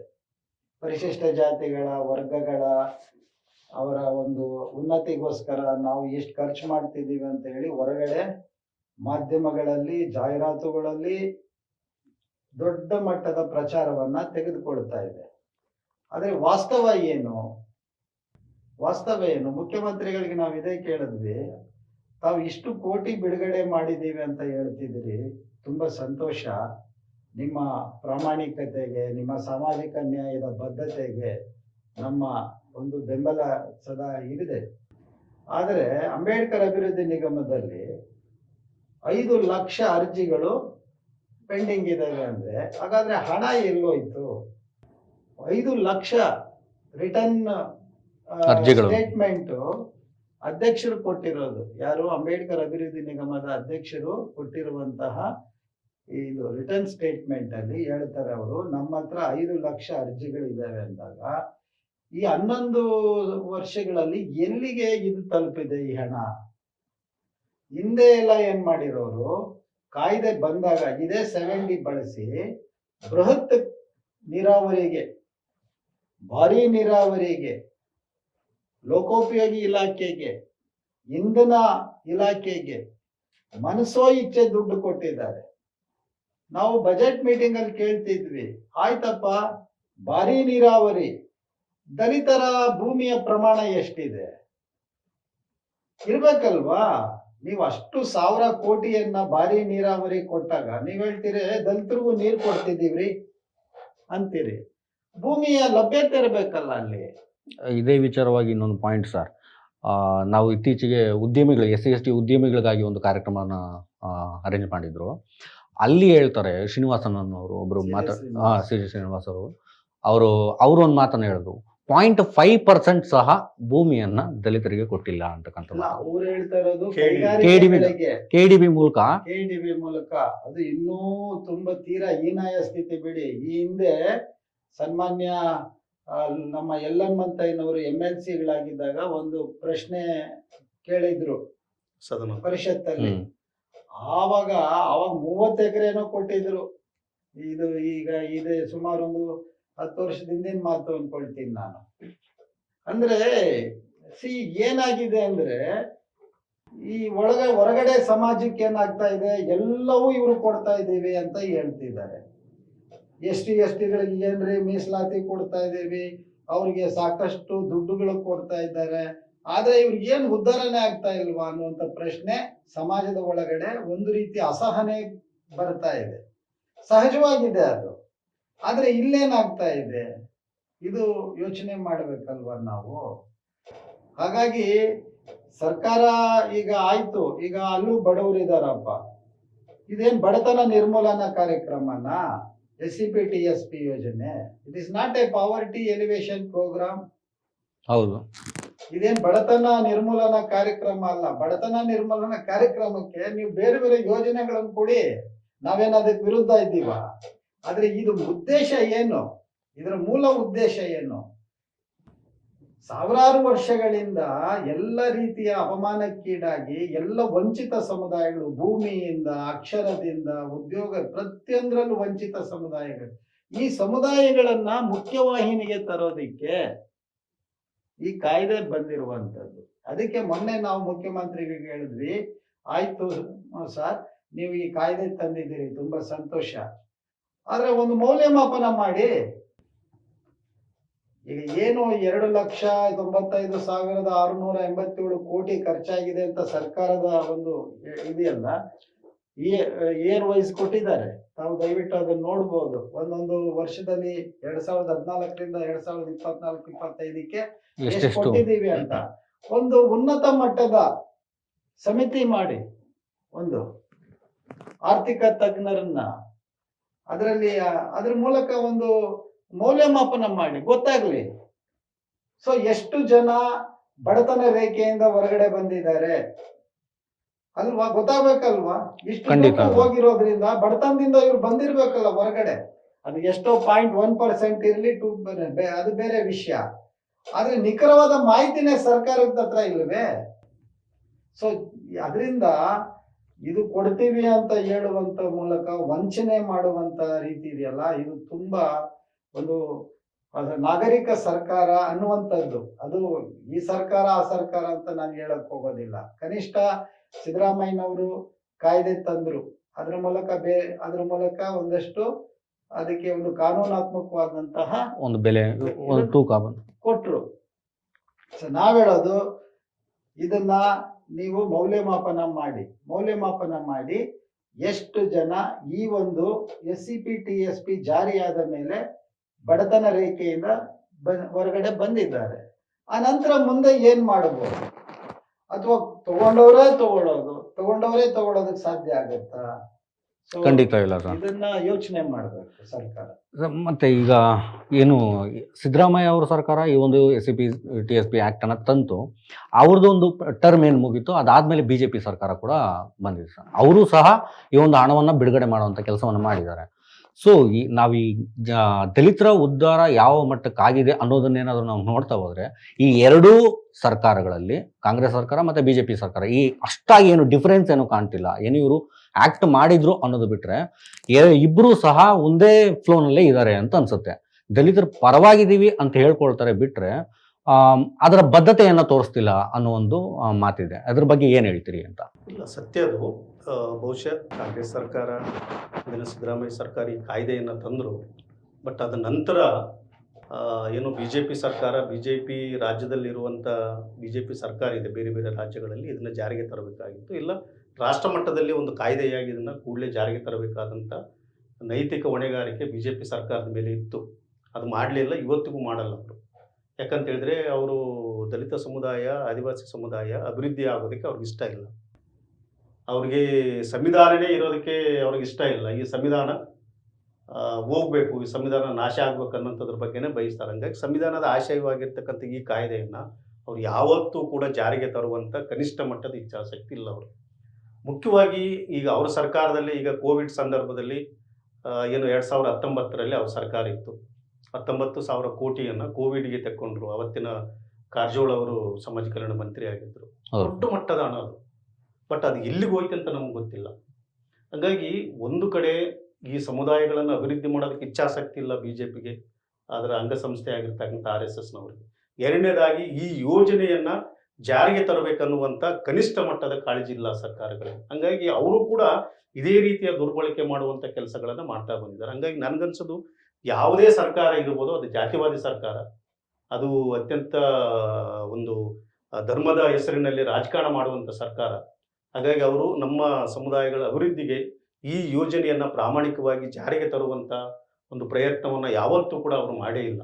ಹಾಗಾಗಿ ನನಗನ್ಸೋದು ಬಹುಶಃ ಕಾಂಗ್ರೆಸ್ ಸರ್ಕಾರ ನಮಗೆ ಬಹಳ ಇವತ್ತು ನಮ್ಮ ಸರ್ಕಾರ ಅಂತ ಹೇಳ್ತೀವಿ, ನಾವು ಈ ಸರ್ಕಾರವನ್ನು ತಂದಿದ್ದೀವಿ ಅಂತ ಹೇಳ್ತೀವಿ, ಈ ಸರ್ಕಾರದ ಭಾಗವಾಗಿದ್ದೀವಿ ಅಂತ ಹೇಳ್ತಿದ್ದೀವಿ. ಬಟ್ ಇವರೇ ಇಷ್ಟು ದೊಡ್ಡ ಮಟ್ಟದ ವಂಚನೆ ಮಾಡುವಾಗ ಸಹಜವಾಗಿ ಅವರು BJPಯವರು ಇದರ ಒಳಗಡೆ ರಾಜಕಾರಣ ಮಾಡುವಂಥದ್ದು, ಇದನ್ನು ಇಟ್ಕೊಂಡು ಇನ್ನಷ್ಟು ಹಿನ್ನಡೆ ಮಾಡುವಂಥದ್ದು ಸಹಜವಾದ. ಬಟ್ ಆದರೆ BJP ಸರ್ಕಾರದಲ್ಲಿ ಈ ಯೋಜನೆಯನ್ನು ಜಾರಿಗೆ ತರಬೇಕು ಅನ್ನುವಂಥ ಒಂದು ಏನು ಒಂದು ಪ್ರಾಮಾಣಿಕ ಪ್ರಯತ್ನಗಳಿದ್ವಲ್ಲ, ಆವತ್ತಿನಿಂದಲೂ ಕೂಡ ಈಗ ವಿದ್ಯಾರ್ಥಿಗಳಿಗೆ ಅತಿ ಹೆಚ್ಚು ಶಿಕ್ಷಣಕ್ಕೋಸ್ಕರ ಹಣವನ್ನು ನೀವು ನಿಯೋಗ ಮಾಡಬೇಕು, ಅದನ್ನು ಮೀಸಲಿಟ್ಟು ಖರ್ಚು ಮಾಡಬೇಕು ಅಂದ್ಕೊಂಡು ಅವತ್ತಿನ BJP ಸರ್ಕಾರದಲ್ಲಿ ನಾವು ಹೇಳಿದ್ದು. ಆದರೆ ಇವತ್ತಿಗೂ ಕೂಡ ಅವತ್ತು ನೋಡ್ರಿ, ಬಹುಶಃ ಈ ಖಾಸಗಿ ಉನ್ನತ ಶಿಕ್ಷಣ ಶಾಲೆಗಳಲ್ಲಿ ಓದುವಂಥ ಮಕ್ಕಳಿಗೆ ಹಾಸ್ಟೆಲ್ಗಳು ಕೊಡಬೇಕು, ಸ್ಕಾಲರ್ಶಿಪ್ ಕೊಡಬೇಕಂತ ನಾವು ಅವತ್ತಿನಿಂದ ಡಿಮ್ಯಾಂಡ್ ಮಾಡ್ತಾ ಬಂದು ಇವತ್ತಿಗೂ ಅವರು ಕೊಡಲಿಲ್ಲ. ಅವತ್ತು ಅವರು ಕಳೆದ 4 ವರ್ಷ 5 ವರ್ಷ ಸುಮ್ಮನೆ ಆ ಸಮಸ್ಯೆಗಳನ್ನು ಇಟ್ಕೊಂಡು ಏನೋ ಕಾಲ ತಳ್ಳಿದ್ರು, ಅವಕಾಶವನ್ನು ಕೊಡಲೇ ಇಲ್ಲ. ಹೋಗಲಿ, ಅದಕ್ಕೆ ಅವರ ಏನೋ ಇನ್ಕಮ್ಮು 2.5 ಲಕ್ಷ ಅಂತ ಇಟ್ಕೊಂಡಿದೆ. 2.5 ಲಕ್ಷ ಇವತ್ತು ಕೂಲಿ ಮಾಡೋರಿಗಿದೆ. ಹೌದು, ನೀವು ಈ ಇನ್ಕಮನ್ನು ಹೆಂಗೆ ನೀವು ಆಧಾರವಾಗಿ ಇಟ್ಕೊಂಡು ಮಕ್ಕಳಿಗೆ ಶಿಕ್ಷಣವನ್ನು, ನೀವು ಉನ್ನತ ಮಟ್ಟದ ಶಿಕ್ಷಣವನ್ನು ಕೊಡಬೇಕಂತ ಹೇಳ್ತೀರಿ? ಫಾರಿನ್ ಎಜುಕೇಷನ್ಗೆ ಹೋಗ್ಬೇಕನ್ನೋದು ಮಿನಿಮಮ್ 36 ಲಕ್ಷ, ಕನಿಷ್ಠ 36 ಲಕ್ಷ ಕೊಡಬೇಕಂದ್ಕೊಂಡು ಈ ಬಹುಶಃ ಇದೇ ಕಾಂಗ್ರೆಸ್ ಸರ್ಕಾರ ಮಾಡಿತ್ತು. BJP ಸರ್ಕಾರ ಬಂದ ನಂತರ ಅದು ನಿಲ್ಲಿಸೇಬಿಟ್ರು. ಉನ್ನತ ಮಟ್ಟದ ಶಿಕ್ಷಣದಲ್ಲಿ ಅವ್ರಿಗೆ ಕನಿಷ್ಠ ಏನು ಹಾಸ್ಟೆಲ್ಗಳು, ಎಷ್ಟು ಜನ ಹಾಸ್ಟೆಲ್ಗಳಿಗೆ ಅರ್ಜಿ ಸಲ್ಲಿಸ್ತಾರೋ ಅವ್ರಿಗೆ ಕೊಡಬೇಕಂತಿತ್ತು, ಅದನ್ನು ಕೊಡಲಿಲ್ಲ. ಮತ್ತು ಇನ್ನಿತರೆ ಕೆಲವು ಏನು ನೇರ ಸಾಲ ಯೋಜನೆಗಳು ಅಥವಾ ಬಹುಶಃ ಈ ಸಾರಥಿ ಯೋಜನೆಗಳು ಅಥವಾ ಕೊಳವೆ ಬಾವಿ, ಬಹಳ ದೊಡ್ಡ ಭ್ರಷ್ಟಾಚಾರ ಆಗಿತ್ತು BJP ಸರ್ಕಾರದಲ್ಲಿ ಕೊಳವೆ ಬಾವಿ ಯೋಜನೆಗಳಲ್ಲಿ. ಹಾಗಾಗಿ ಯಾವುದೋ ಒಂದು ಏಜೆನ್ಸಿ ಕೊಡ್ತಿದ್ರು, ಅವ್ರ ಏಜೆನ್ಸಿ ಅವರು ಸರಿಯಾಗಿ ಅದನ್ನು ಇದು ಮಾಡ್ತಿರ್ಲಿಲ್ಲ, ಅದು ಏನೋ ಬೋರ್ವೆಲ್ ಕೊರತೆ ಇರಲಿಲ್ಲ, ಮತ್ತು ಆ ಏಜೆನ್ಸಿಗಳಿಗೆ ಹಣನೇ ಕೊಟ್ಟಿಲ್ಲ ಅವರು. ಇದು ಒಂದು ಕಡೆ ಈ ಹಣ ಕೊಟ್ಟಿದ್ದಾರೆ. ಇಂಟರ್ವೆನ್ಷನ್ ಮಾಡ್ತೀನಿ. ಈಗ ನಮ್ಮ ಕೌತಾಳ್ ಅವರು ಹೇಳಿದ್ರು, ಸರ್ಕಾರಗಳು ಯಾವುದೇ ಇದ್ರೂ ಕೂಡ ಇದು ಒಂದು ಸಹಜ ಅನ್ನೋ ರೀತಿಯಲ್ಲೇ ನಡೀತಾ ಇದೆ. ಆದ್ರೆ ನಾವು ಮುಖ್ಯವಾಗಿ ಇಲ್ಲಿ ಗಮನಿಸಬೇಕಾಗಿರೋದು, ಸಮುದಾಯಗಳನ್ನ ಪ್ರತಿನಿಧಿಸುತ್ತಿರುವಂತಹ ಈ ಶಾಸಕರುಗಳು ಅಂತ ಏನಿದಾರಲ್ಲ, ಈ ಮಂತ್ರಿಗಳಂತ ಏನಿದಾರಲ್ಲ, ಇವರ ಜವಾಬ್ದಾರಿ ಏನು? ಮೀಸಲು ಕ್ಷೇತ್ರಗಳಲ್ಲಿ ಗೆದ್ದೋದ್ಮೇಲೆ ಇವರು ಕನಿಷ್ಠ ಈ ಸಮುದಾಯಗಳ ಸಬಲೀಕರಣಕ್ಕೆ ಈಗ ಒಂದು ಆಕ್ಟ್ ಇದೆ. ಈ ಆಕ್ಟ್ ಅಲ್ಲಿ ಇರುವಂತ ಲೋಪದೋಷಗಳು ಅವ್ರಿಗೆ ಗೊತ್ತಿಲ್ವಾ? ಗೊತ್ತಿರತ್ತೆ. ಅಥವಾ ಏನೆಲ್ಲ ಆಗಬೇಕು, ಈಗ ವಸತಿ ರಹಿತರು ಯಾರಿದ್ದಾರೆ, ಭೂಹೀನರು ಯಾರಿದ್ದಾರೆ, ಅಥವಾ ಶಿಕ್ಷಣದಿಂದ ವಂಚಿತರಾಗ್ತಾ ಇರುವಂತ ಮಕ್ಕಳು ಎಷ್ಟು ಜನ ಇದ್ದಾರೆ, ಉನ್ನತ ಶಿಕ್ಷಣಕ್ಕೆ ಎಷ್ಟು ಮಕ್ಕಳು ಹೋಗ್ತಾ ಇದ್ದಾರೆ, ಅದರಲ್ಲೂ ಹೆಣ್ಣು ಮಕ್ಕಳು, ಅವರ ಪರಿಸ್ಥಿತಿಗಳೇನು, ಇದೆಲ್ಲವನ್ನು ಕೂಡ ಸಮಗ್ರವಾಗಿ ಒಂದೆಡೆ ಕುಳಿತು ಯಾವತ್ತಾದ್ರೂ ಚರ್ಚೆ ಮಾಡಿದಾರ ನಮ್ಮ ಶಾಸಕರು? ಸುಮಾರು SC STಗಳು ಹೆಚ್ಚು ಕಮ್ಮಿ 53 ಜನ ಇದ್ದಾರೆ, ಇರೆಸ್ಪೆಕ್ಟಿವ್ ಆಫ್ ಪಾರ್ಟಿ, BJP ಆಗಲಿ, JDS ಆಗಲಿ, ಕಾಂಗ್ರೆಸ್ ಆಗಲಿ. ಅವರ ಪಕ್ಷದ ಧೋರಣೆಗಳೇನೇ ಇದ್ಕೊಳ್ಳಿ ಅಲ್ವಾ? ಹೌದು. ಆದ್ರೆ ಸಮುದಾಯದ ವಿಚಾರ ಬಂದಾಗ ಕುಳಿತು ನಾವು ಚರ್ಚೆ ಮಾಡಿ ಸರ್ಕಾರಕ್ಕೆ ಈ ತರದ ಒಂದು ಯೋಜನೆಯನ್ನ ನೀವು ತನ್ನಿ, ಇದು ಸಮುದಾಯಕ್ಕೆ ಹಿತ ಆಗತ್ತೆ, ಇದು ಹೇಳ್ಬೇಕು ತಾನೆ. ಈಗ ನಾವು ಸರ್ಕಾರವನ್ನ ಕೇಳೋಣ, ಅದು ಸರ್ಕಾರವನ್ನ ಕೇಳುವಂಥದ್ದು ನಮ್ಮ ಅದು ಒಂದು ಏನೋ ಒಂದು ರೀತಿಯ ಸಂವಿಧಾನಿಕ ಹಕ್ಕು. ಆದರೆ ನಮ್ಮನ್ನ ಪ್ರತಿನಿಧಿಸ್ತಾ ಇರುವಂತ ಈ ಶಾಸಕರುಗಳೇನಿದ್ದಾರೆ, ಇವರ ಜವಾಬ್ದಾರಿಗಳೇನು, ಇದನ್ನು ನಾವು ಪ್ರಶ್ನೆ ಮಾಡ್ಬೇಕಲ್ವಾ? So this is very important. ಈಗ ಒಂದು ಸರ್ಕಾರ ಹೆಂಗ್ ಬೇಕಾದ್ರೆ ಹಂಗ್ ನಡ್ಕೊಳ್ಳುತ್ತೆ ಅಂದ್ರೆ ನೀನ್ ಸುಮ್ಗೆ ಇದ್ರೆ you are also part of that system. ಹೌದು ಸರ್, ನೀನು ಪಾಲ್ದಾರನೇ ಅಲ್ಲಿ. ಸೊ ಇದು ಇನ್ನೊಂದು ಮಾತನ್ನ ನಮ್ಮ ಕೌತಾಳ್ ಅವ್ರು ಎತ್ತಿದ್ರು. ಈಗ ನಮ್ಗೆ 2.5 ಲಕ್ಷ ಅಂತಾರೆ. ನಾವು ಭಾರಿ ಸಾಹುಕಾರ ಆಗ್ಬಿಟ್ಟಿದ್ದೀವಿ. ಈಗ EWS ಅಲ್ಲಿ ಬಂದವನಿಗೆ 8 ಲಕ್ಷ ಇಟ್ಟವ್ರೆ. ಮೇಲ್ಜಾತಿಗಳಲ್ಲಿ ಇರುವಂತ ಎಕನಾಮಿಕಲಿ ವೀಕರ್ ಸೆಕ್ಷನ್ಸ್ಗೆ 8 ಲಕ್ಷ ಇಡ್ತಾರೆ ಅಂದ್ರೆ ನಾವು ಭಾರಿ ಮುಂದುವರೆದವ್ರು ಆಗ್ಬಿಟ್ವಲ್ಲ ನಾವು ಅಲ್ಲಿ SC STಗಳು. ಯೋಚನೆ ಮಾಡಿ ನೀವು. ಈಗ ಸಂವಿಧಾನ ಹೇಳುತ್ತೆ, ಆರ್ಟಿಕಲ್ 15(4) ಆಗ್ಲಿ 16(4) ಅಲ್ಲಿ ಏನ್ ಹೇಳುತ್ತೆ ಅಂದ್ರೆ, ಶೈಕ್ಷಣಿಕವಾಗಿ ಮತ್ತು ಸಾಮಾಜಿಕವಾಗಿ ಯಾರು ಹಿಂದುಳಿದಿದ್ದಾರೆ ಅವರಿಗೆ ಮಾತ್ರ ಮೀಸಲು ಕೊಡಬೇಕು ಅನ್ನುವಂಥದ್ದು. ಮೀಸಲಾತಿ ಅನ್ನುವಂಥದ್ದು ಅಡೆಕ್ವೇಟ್ ರೆಪ್ರೆಸೆಂಟೇಷನ್, ಪ್ರಾತಿನಿಧ್ಯ. ಅದೇನೋ ನಮ್ಗೆ ಇವರು ಭಿಕ್ಷೆನೋ ಪುಗ್ಸಟ್ಟೆನೋ ಕೊಡ್ತಾರೆ ಅಂತ ಅಲ್ಲ. ಅದು ನಮಗೆ ಅಲ್ಲಿ ಪ್ರಾತಿನಿಧ್ಯ ಇಲ್ಲ, ಅದರಿಂದ ಪ್ರಾತಿನಿಧ್ಯವನ್ನ ನೀವು ಕಲ್ಪಿಸಿ ಅಂತ ಹೇಳ್ತಾ ಇದೆ ಯಾವುದು ಸಂವಿಧಾನ. ಆರ್ಟಿಕಲ್ ಹೇಳ್ತಿದೆ ಅಲ್ವಾ? ಅಲ್ಲಿ ಎಲ್ಲಿ ಹೇಳಿದೆ ಎಕನಾಮಿಕಲ್ ವೀಕರ್ ಸೆಕ್ಷನ್ಸ್ಗೆ ಕೊಡಿ ಅಂತ ಹೇಳಿ ಸಂವಿಧಾನ ಎಲ್ಲಿ ಹೇಳಿದೆ? ಇದೇ ಮೋದಿ ಸರ್ಕಾರ ಸಂವಿಧಾನಕ್ಕೆ ತಿದ್ದುಪಡಿ ಮಾಡಿದ್ರಲ್ಲ, ಎಲ್ಲಾ ಪಕ್ಷಗಳು ಮೇಲೆ ಬಿದ್ದು ಅದನ್ನ ಸ್ವಾಗತ ಮಾಡಿದ್ರು. ಕಾಂಗ್ರೆಸ್ ಆದಿಯಾಗಿ, ಕಮ್ಯುನಿಸ್ಟ್ ಆದಿಯಾಗಿ ಎಲ್ಲ ಪಕ್ಷಗಳು ಎಲ್ಲ ಸ್ವಾಗತ ಮಾಡಿಬಿಟ್ರು. ಹಾಗಾದ್ರೆ ಸಂವಿಧಾನಕ್ಕೆ ಏನು ಅರ್ಥ ಇದೆ ಇಲ್ಲಿ? ಸೊ ಇದು ತುಂಬಾ ಗಂಭೀರವಾದಂತಹ ವಿಚಾರ. ಒಬ್ಬ EWS ಆದವನಿಗೆ ಅದು 3% ಇರುವಂತ ಒಂದು ಬ್ರಾಹ್ಮಣ ಸಮುದಾಯ ಮತ್ತು ಅದರ ಜೊತೆಗೆ ಇನ್ನೊಂದ್ 2-3 ಬನಿಯಾ ಇರಬಹುದು. ದೇರ್ ಇಸ್ ಒಂದು 4% ಅಂತ ಇಟ್ಕೊಳ್ಳಿ. ಅವರಿಗೆ ನೀವು 10% ಮೀಸಲಾತಿ ಕೊಟ್ಟಿದ್ದೀರಿ. ನಮಗೆ ಇಲ್ಲಿ ಈ ಸಮುದಾಯಗಳು ಇಷ್ಟು ದೊಡ್ಡ ಪ್ರಮಾಣದಲ್ಲಿದ್ದಾವೆ, SC ST OBCಗಳಿಗೆ ನೀವ್ ಏನ್ ಮೀಸಲಾತಿ ಕೊಟ್ಟಿದ್ದೀರಿ ಅಂದ್ರೆ ವಿಷಯ ಬೇರೆ ಇರ್ಬೋದು, ಆದ್ರೆ ಸರ್ಕಾರಗಳ ನೀತಿಗಳು ಹೇಗಿದ್ದಾವೆ ಅಂತ. ಇದೇ ಬಿಜೆಪಿ ಸರ್ಕಾರ ಬಂದ ಮೇಲೆ ಮನಮೋಹನ್ ಸಿಂಗ್ ಅವರು ಏನು ಹಿಂದೆ ನಿಗದಿ ಮಾಡಿದ್ರು ಈ ಸಮುದಾಯಗಳಿಗಾಗಿ ಸಬಲೀಕರಣಕ್ಕಾಗಿ, ಸಾಮಾಜಿಕ ಸಬಲೀಕರಣಕ್ಕಾಗಿ ಇಟ್ಟಂತದನ್ನ ಸಂಪೂರ್ಣವಾಗಿ ಕಡಿತ ಮಾಡ್ತಾ ಬರ್ತಾ ಇದ್ದಾರೆ. ಇದೇ ಮೋದಿ ಸರ್ಕಾರ ಸಂಪೂರ್ಣ ಕಡಿತ ಮಾಡಿದೆ ಎಲ್ಲವನ್ನು ಕೂಡ. ಈಗ 50-50 ಸ್ಟೇಟ್ ನೀನು ಇಷ್ಟು ಕೊಟ್ರೆ ನಾನು ಕೇಂದ್ರ ನಿಮ್ಗೆ ಇಷ್ಟು ಕೊಡ್ತೀನಿ ಅಂದ್ರೆ ಈ ಬಡ್ಡಿ ವ್ಯವಹಾರ ಮಾಡ್ತಾರಲ್ಲ. ಹೌದು, ಮೊದ್ಲ ಮಾರ್ವಾಡಿ ಗುಜರಾತಿ ಆ ಗುಜರಾತಿ ಬುದ್ಧಿನೇ ತೋರಿಸ್ತಾ ಇದ್ದಾರೆ ಇಲ್ಲಿ ಅವರು. ನಾನು 50 ನೀನು 50 ಕೊಟ್ರೆ ನಾನು 50 ಕೊಡ್ತೀನಿ. ಇದೆಲ್ಲ ಹಿಂದೆ GOI ಸ್ಕಾಲರ್ಶಿಪ್ ಅಂತ ಇತ್ತು, ಗೌರ್ಮೆಂಟ್ ಆಫ್ ಇಂಡಿಯಾ ಸ್ಕಾಲರ್ಶಿಪ್ ಸಂಪೂರ್ಣವಾಗಿ ಕೊಡ್ತಾ ಇದ್ರು ಹೈಸ್ಕೂಲ್ಗೆ. ಈಗ ಸಂಪೂರ್ಣ ನಿಲ್ಲಿಸಿದ್ದಾರೆ. ಅದನ್ನ ಸ್ಟೇಟ್ ಭರಿಸ್ತಾ ಇದೆ. ಈಗ ಸ್ಟೇಟ್ ಅದನ್ನ ಭರಿಸ್ತಾ ಇದೆ. ಹೀಗಾಗಿ ಈಗ ಒಟ್ಟಾರೆ ಏನು SCP ಕಾಯ್ದೆಯಲ್ಲಿ ತಾವು ಹೇಳಿದಾಗೇನೆ ಇದೊಂದು ಕ್ರಾಂತಿಕಾರಕವಾದಂತ ಕಾಯ್ದೆ. ಆದರೆ ಸಮುದಾಯ ಇನ್ನೂ ತೀರಾ ಅತ್ಯಂತ ದಾರುಣ ಸ್ಥಿತಿಯಲ್ಲಿದೆ. ಇವತ್ತು ನೀವು ಹಳ್ಳಿಗಳಲ್ಲಿ ಹೋಗಿ ನೋಡಿ ಇವರ ಪರಿಸ್ಥಿತಿಗಳು. ಇವತ್ತು ಹೊಸ ಜಾಗತೀಕರಣದ ಕಾರಣಕ್ಕಾಗಿ ಈ ನ್ಯೂ ಎಕನಾಮಿಕ್ ಪಾಲಿಸಿ 91ರಿಂದ ಜಾರಿ ಆದ್ಮೇಲಂತೂ ಉದ್ಯೋಗಗಳು ಸಂಪೂರ್ಣವಾಗಿ ಕಡಿತಾ ಇದೆ. ಎಲ್ಲವೂ ಖಾಸಗೀಕರಣದತ್ತ ಹೋಗ್ತಾ ಇದೆ ಅಲ್ವಾ? ಹೌದು. ಎಲ್ಲಿ ಉದ್ಯೋಗ ಸೃಷ್ಟಿ ಆಗ್ತಾ ಇದೆ? ಇಲ್ಲಿ ನೋಡಿದ್ರೆ ನಮ್ಮ ಸಾಹೇಬ್ರು ನಾವು 39,000 ಕೋಟಿ ಇಟ್ಟಿದೀವಿ ಅಂತಾರೆ, ಅದನ್ನ ಗ್ಯಾರಂಟಿಗೆ ಹಾಕೊಂಡವ್ರೆ. ಅದೇ ಸರ್, ಅದು ನೆಕ್ಸ್ಟ್ ಅದನ್ನೇ ಕೇಳೋಣ ಅಂತಿದ್ದೆ. ಈಗ ಸಿದ್ದರಾಮಯ್ಯನವರೇ ಈ ಒಂದು SCP TSP ಆ್ಯಕ್ಟನ್ನು ತಂದರೂ ಸಹ ಒಂದು ರೀತಿ ಓಪನ್ ಆಗಿ ಅವರು ಇಲ್ಲಿರ್ತಕ್ಕಂಥ ಅಮೌಂಟನ್ನು ಏನು ಅಗಲದೊರಡೆ ಅಂತ ಹೇಳ್ಬೋದೇನೋ ಬಹುಶಃ 14,280 ಕೋಟಿ ರೂಪಾಯಿಯನ್ನ ಏನು 39,000 ಕೋಟಿ ಬಿಡುಗಡೆ ಮಾಡಿದ್ರು, ಏನು ಘೋಷಣೆ ಮಾಡಿದ್ರು, ಅದರಲ್ಲಿ 14,280 ಕೋಟಿಯನ್ನು ಅವರೇ ವಾಪಸ್ ತಗೊಂಡಿದ್ದಾರೆ. ಇದ್ರ ಬಗ್ಗೆ ಏನು ಹೇಳ್ತೀರಿ ಸರ್? ಇಲ್ಲ, ಇದನ್ನ ನಾವು ಎಲ್ಲ ದಲಿತ ಪರ ಸಂಘಟನೆಯವರು, ಇಡೀ ದಲಿತ ಸಮುದಾಯದ ಒಕ್ಕೂಟದಿಂದ ವಿರೋಧ ಮಾಡ್ತಿದ್ವಿ, ಇದನ್ನು ಖಂಡಿಸ್ತಿದ್ವಿ. ಇದು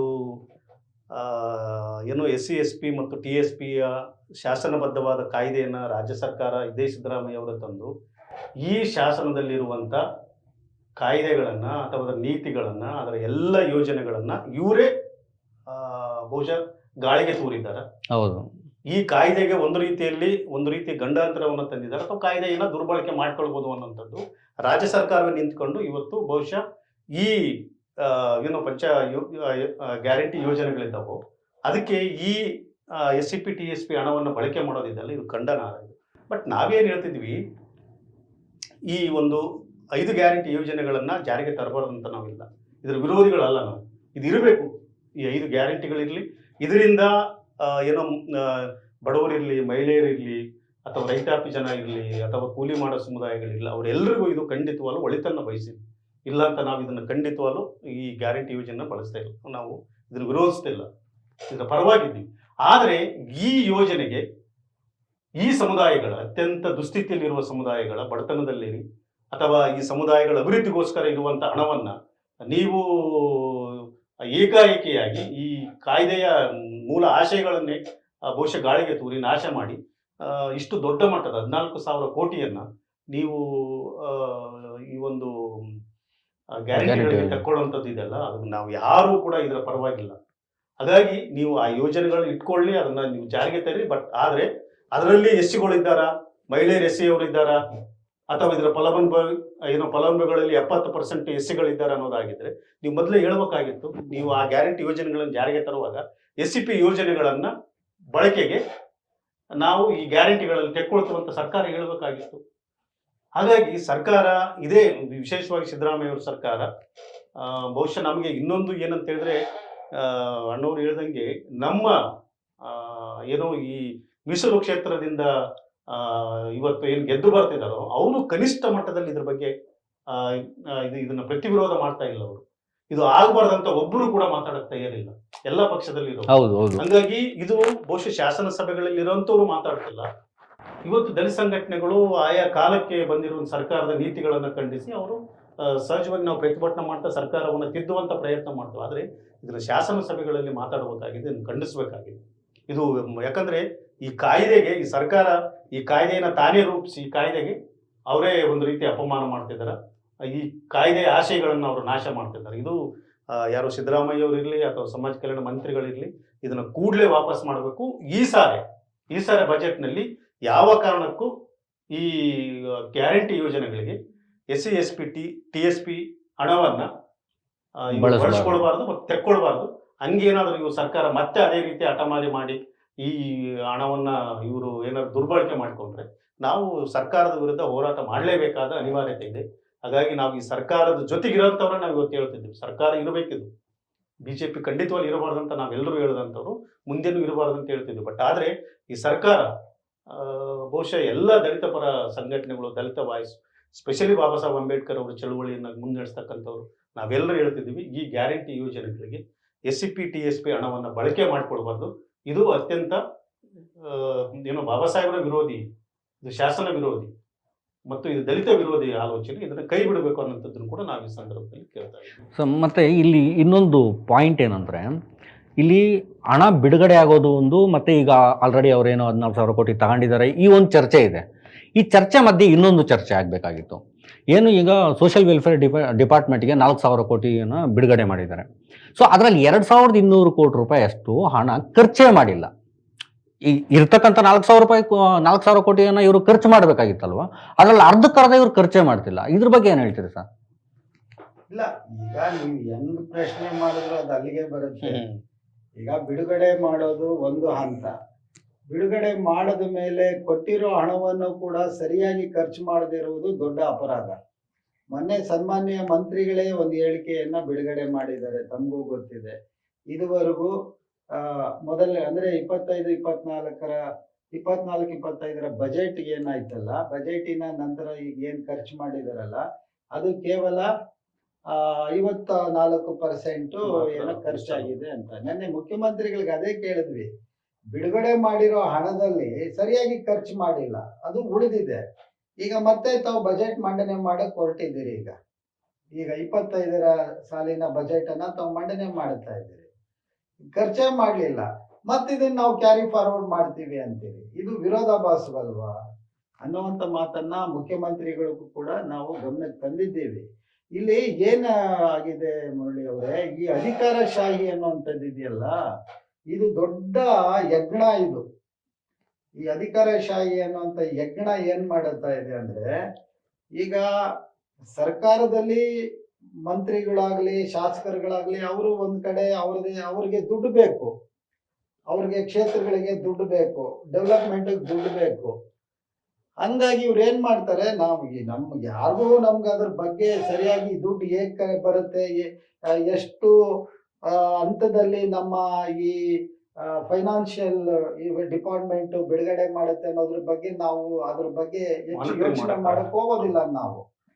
ಹಾಗಾಗಿ ಇವ್ರು ಏನ್ ಮಾಡ್ತಾರೆ ಅಂದ್ರೆ, ಯಾರಿಗೆ ಎಷ್ಟು ಬೇಕೋ ಅಷ್ಟು ತಗೊಳ್ತಾ ಇರ್ತಾರೆ. ಇದು ಹೆಂಗಾಗ್ಬಿಟ್ಟಿದೆ, ಈ SEP ದುಡ್ಡು ಯಾರು ಹೆಂಗಾದ್ರೂ ಅದನ್ನ ಈ ಕನ್ನ ಹಾಕಿ ದೋಚ್ಕೊಂಡು ಹಂಗಾಗ್ಬಿಟ್ಟಿದೆ. ಕನ್ನ ಹಾಕೋರಿಗೆ ಇದೊಂದು ದೊಡ್ಡ ನಿಧಿ ಇದ್ದಂಗೆ. ಈಗ ಇದು ಯಾರು ಎಷ್ಟು ಬೇಕಾದ್ರೂ ದೋಚ್ಕೊಂಡು ಹೋಗ್ತಾ ಇರ್ಬೋದು. ಅದಕ್ಕೇನೆ ಮೊನ್ನೆ ನಾವು ಕೂಡ ಮಾತಾಡಿದಾಗ ಒಂದು ವಿಜಿಲೆನ್ಸ್, ಒಂದು ವಿಚಕ್ಷಣಾ ದಳ ಮಾಡಬೇಕು. ಹಣ ಹೇಗ್ ಬಿಡುಗಡೆ ಆಗುತ್ತೆ, ಹೇಗ್ ಖರ್ಚಾಗ್ತಾ ಇದೆ. ಈಗ ಅವರೇ ಕಾಯ್ದೆಯಲ್ಲಿ ಹೇಳ್ಕೊಂಡಿದ್ದಾರೆ, ಈ ಹಣವನ್ನ ಅನ್ಯ ಉದ್ದೇಶಗಳಿಗೆ ಬಳಸಿದ್ರೆ ಅಥವಾ ದುರುಪಯೋಗ ಮಾಡಿಕೊಂಡ್ರೆ ಅದು ಶಿಕ್ಷಾರ್ಹ ಅಪರಾಧ ಅಂತ ಹೇಳಿ ಎಷ್ಟು ಉದಾಹರಣೆ ಕೊಡಬಹುದು ನಾವು. ಬೇರೆ ಬೇರೆ ಉದ್ದೇಶಗಳಿಗೆ ಬಳಸಿರೋದು, ಮೇಲ್ವರ್ಗದವರ ಮೇಲ್ವರ್ಗದವರು ವಾಸ ಮಾಡ್ತಾ ಇರುವಂತ ಪ್ರದೇಶಗಳಿಗೆ ಎಷ್ಟೆಲ್ಲ ಈ ಹಣವನ್ನ ಬಿಡುಗಡೆ ಮಾಡಿರುವಂಥದ್ದು ಅಥವಾ ಬಳಸಿರೋದ್ರ ಬಗ್ಗೆ ನಾವು ಸಾಕಷ್ಟು ದೂರುಗಳನ್ನು ಕೊಟ್ಟಿದ್ದೇವೆ. ಯಾರ ಮೇಲೂ ಕ್ರಮ ತೆಗೆದುಕೊಳ್ಳಿಲ್ಲ. ಮುಖ್ಯಮಂತ್ರಿಗಳು ಹೇಳ್ತಾರೆ, ಹಿಂಗೇನಾದ್ರೂ ಮಾಡಿದ್ರೆ ಆ ಜಿಲ್ಲಾಧಿಕಾರಿಗಳನ್ನ ಜೈಲ್ಗೆ ಹಾಕಿಸ್ತೀವಿ ಅಂತಾರೆ. ಎಲ್ಲೂ ಕೂಡ ಜೈಲ್ಗೆ ಹಾಕಿದಿರಲಿ, ಕನಿಷ್ಠ ಹಿಂಗೆ ನೀನ್ ಮಾಡಬಾರ್ದಪ್ಪ ಅಂತ ಹೇಳೋದಾದ್ರೂ ಬೇಡ್ಬೇಕಲ್ವಾ. ಬಟ್ ಇದ್ರಲ್ಲಿ ಇನ್ನೊಂದು ಏನಂದ್ರೆ, ವಿಶೇಷ ಕಾಯ್ದೆ ಏನಂದ್ರೆ, ತೆಲಂಗಾಣ ಕಾಯ್ದೆಗಿಂತ ಕರ್ನಾಟಕ ಕಾಯ್ದೆ ಅಷ್ಟು ಕ್ರಾಂತಿಕಾರಿಯಾಗಿದೆ. ಯಾರು ಈ ಕಾಯ್ದೆಯನ್ನ ದುರುಪಯೋಗ ಮಾಡಿ ಅಥವಾ ಹಣವನ್ನ ಬೇರೆ ಯೋಜನೆಗಳಿಗೆ ಬಳಸಿ ಅಥವಾ ಇದನ್ನ ಖರ್ಚು ಮಾಡದೆ ಇಟ್ಕೊಂಡ್ರೆ 6 ತಿಂಗಳು ಜೈಲು ಅಂತ ಅದರಲ್ಲೇ ಹೇಳಿದ್ದಾರೆ ಕಾಯ್ದೆ ಒಳಗಡೆ. ಆದ್ರೆ ಇವತ್ತಿನವರೆಗೂ ಒಬ್ಬ ಅಧಿಕಾರಿಗಳನ್ನ ಜೈಲಿಗೆ ಹಾಕಿದ್ದಂತ ಒಂದು ಉದಾಹರಣೆ ಸಹಿತ ಇಲ್ಲ. ಯಾಕಂದ್ರೆ ನಿಮ್ಗೆ ಬೇಕಾದಷ್ಟು ನಿಮ್ಗೆ ಇದನ್ನ ದುರುಪಯೋಗ ಮಾಡಿರ್ತಕ್ಕಂಥ ಕನಿಷ್ಠ ಸರ್ಕಾರ ಇಂಥ ಇಚ್ಛಾಶಕ್ತಿ ಮಾಡಬೇಕು. ಅಟ್ಲೀಸ್ಟ್ ಯಾವುದೋ ಒಬ್ಬ ಅಧಿಕಾರಿಗಳು ಇದನ್ನ ದುರುಪಯೋಗ ಮಾಡುವ ಸಂದರ್ಭದಲ್ಲಿ ಒಂದು 6 ತಿಂಗಳು ಜೈಲಿಗೆ ಹಾಕಿದ್ರೆ ಅಧಿಕಾರಿಗಳಿಗೆ ಒಂದು ಭಯ ಇರುತ್ತೆ. ಅಟ್ಲಿ ಹೌದಪ್ಪ ಇದರಲ್ಲಿ ದುರ್ಬಳಕೆ ಆಗ್ತಾ ಇದೆ ಅನ್ನುವಂಥದ್ದಾದ್ರೂ ಸರ್ಕಾರ ಇದ್ರ ಬಗ್ಗೆ ಒಂದು ಏನು ಗಂಭೀರವಾಗಿ ತಿಳ್ಕೊಂಡು ಅಧಿಕಾರಿಗಳಿಗೆ ಬಹುಶಃ ಆಯಾ ಕಾಲಕ್ಕೆ ಬೇಕಾಗಿರುವಂತ ಒಂದು ಏನು ಅಧಿಕಾರಿಗಳ ಸಭೆಗಳನ್ನು ಕರೆದು ಇದು ನಿಜವಾಗಿ ಸಮುದಾಯಗಳಿಗೆ ಬಳಕೆ ಮಾಡಬೇಕು ಅನ್ನುವಂಥದ್ದು ಈ ರಾಜ್ಯ ಸರ್ಕಾರದ ಹೊಣೆಗಾರಿಕೆ ಕೂಡ ಇದು. ಹಾಗಾಗಿ ಇದನ್ನ ಬಹುಶಃ ಗಂಭೀರವಾಗಿ ಸ್ವಲ್ಪ ಆಲೋಚನೆ ಮಾಡಬೇಕಾದದ್ದು. ಮತ್ತು ಇದು ನಮ್ಮ ಸರ್ಕಾರ, ಸಿದ್ದರಾಮಯ್ಯ ಸರ್ಕಾರ ಇದು ಮಾಡಬೇಕು. ಅದೇ ಸರ್, ಅದೇ ಇನ್ನೊಂದು ವಿಚಾರ. ಈಗ ಅಣ್ಣವ್ರು ಹೇಳ್ತಿದ್ರು, ಏನು ಮೇಲ್ವರ್ಗದ ಕೇರಿಗಳಿಗೆ ನಮ್ಮ ದುಡ್ಡನ್ನು ಬಳಸ್ತಿದ್ದಾರೆ ಅನ್ನುವಂಥ ಮಾತನ್ನ. ಈ ಮೇಲ್ವರ್ಗದ ಕೇರಿಗಳಲ್ಲಿ ಇರ್ತಕ್ಕಂಥ ರಸ್ತೆಗಳಿಗೂ ನಮ್ಮದೇ ದುಡ್ಡು. ಆ ರಸ್ತೆಗಳನ್ನು ಕ್ಲೀನ್ ಮಾಡುವಂಥ ಜನನೂ ನಮ್ಮವರೇ. ಸುಮಾರು ದಶಕಗಳಿಂದ ಒಂದು ಸಮುದಾಯ ಇದುವರೆಗೂ ಬೀದಿಗುಡಿಸುವಂಥ ಕೆಲಸದಲ್ಲೇ ಅವರ ಜೀವನವನ್ನು ಸವಿಸ್ಬಿಟ್ಟಿದ್ದಾರೆ. ಆದರೂ ಸಹ ಸರ್ಕಾರಗಳು ಅವ್ರ ಬಗ್ಗೆ ಗಮನ ಹರಿಸೋದಿಲ್ಲ. ಒಂದು ಏನು ಈಸಿಯಾಗಿ ಕೆಲಸ ಸಿಗುತ್ತೆ ದಲಿತರಿಗೆ ಅಂತಾರೆ. ಇವತ್ತಿಗೂ ಒಂದು ಇಡೀ ಸಮುದಾಯ ಕೆಲಸ ಮಾಡ್ತಿರ್ತಕ್ಕಂಥದ್ದು ಬೀದಿ ಗುಡಿಸುವಂಥ ಕೆಲಸ. ಅದ್ರ ಬಗ್ಗೆ ಏನು ಹೇಳ್ತೀರಿ ಸರ್ ಸರ್ಕಾರಗಳಿಗೆ? ಇಲ್ಲ, ಅದಕ್ಕೆ ನಾವು ಮೊನ್ನೆ ಆ ಸಮಾಜ ಕಲ್ಯಾಣ ಮಂತ್ರಿಯವರ ಮನೆಗೆ ಹೋಗಿದ್ವಿ.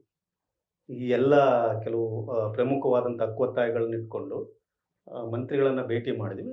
ಸರ್ಕಾರ ಈಗ ಸಹಜವಾಗಿ ನಮ್ಮ ಸಿದ್ದರಾಮಯ್ಯ ಅವರು ಮತ್ತು ನಮ್ಮ ಸಮಾಜ ಕಲ್ಯಾಣ ಮಂತ್ರಿನ ಬಹಳ ಗೌರವಪೂರ್ವಕವಾಗಿ ನಾವು ಅವ್ರನ್ನ ಕಾಣ್ತಿದ್ವಿ, ಇಲ್ಲ ಅಂತಲ್ಲ.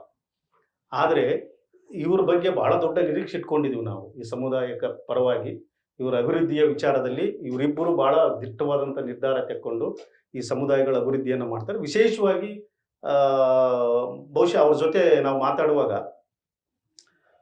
ಏನೋ ಕಾಂಟ್ರಾಕ್ಟ್ರಲ್ಲಿ ನಾವು 10 ಕೋಟಿ ಇದು ಕೊಟ್ಟಿದ್ದೀವಿ, ಮತ್ತು ಇನ್ನಿತರೆ ಏನು KDBಯಲ್ಲಿ ಏನೋ ಭೂಮಿ ಮಂಜೂರಾತಿಗಳ ಬಗ್ಗೆ ಅಥವಾ ಬಡ್ತಿ ಮೀಸಲಾತಿ ವಿಚಾರದಲ್ಲಿ ಅಥವಾ ಹಾಸ್ಟೆಲ್ಗಳ ವಿಚಾರದಲ್ಲಿ ಎಲ್ಲಿ ಹೋದ್ರೂ ಮಾನ್ಯ ಮುಖ್ಯಮಂತ್ರಿಗಳು ಮತ್ತು ಸಮಾಜ ಕಲ್ಯಾಣ ಮಂತ್ರಿಗಳು ಎಲ್ಲರೂ ಇದನ್ನೇ ಮಾತಾಡ್ತಾರೆ.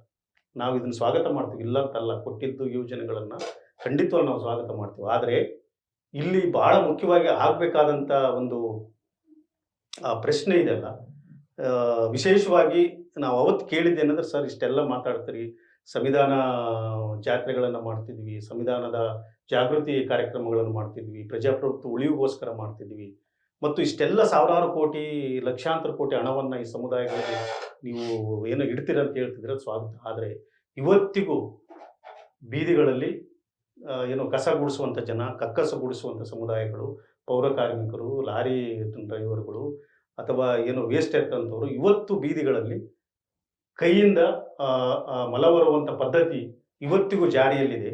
ಇದು ಈ ಸರ್ಕಾರಕ್ಕೆ ಅತ್ಯಂತ ನಾಚಿಕೆಗೇಡಲ್ವಾ?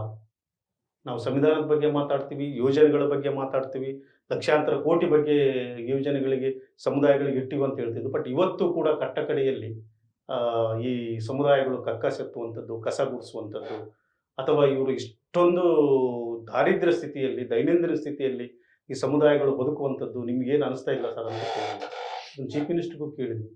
ಹಂಗಾಗಿ ಇಷ್ಟು ಕೋಟಿ ಹಣ ಇವ್ರಿಗೆ ಇಟ್ಟಿರುವಾಗ ಆಯಿತು, ಈಗ ನೀವು ಏನೋ ಕಳಿಸ್ತಾರೆ 2024-25 ಸಾಲಿನಲ್ಲಿ ನೀವು 21,000 ಕೋಟಿಯನ್ನು ಖರ್ಚು ಮಾಡಿ 17,000 ಕೋಟಿ ಇಟ್ಕೊಂಡಿದ್ರಿ.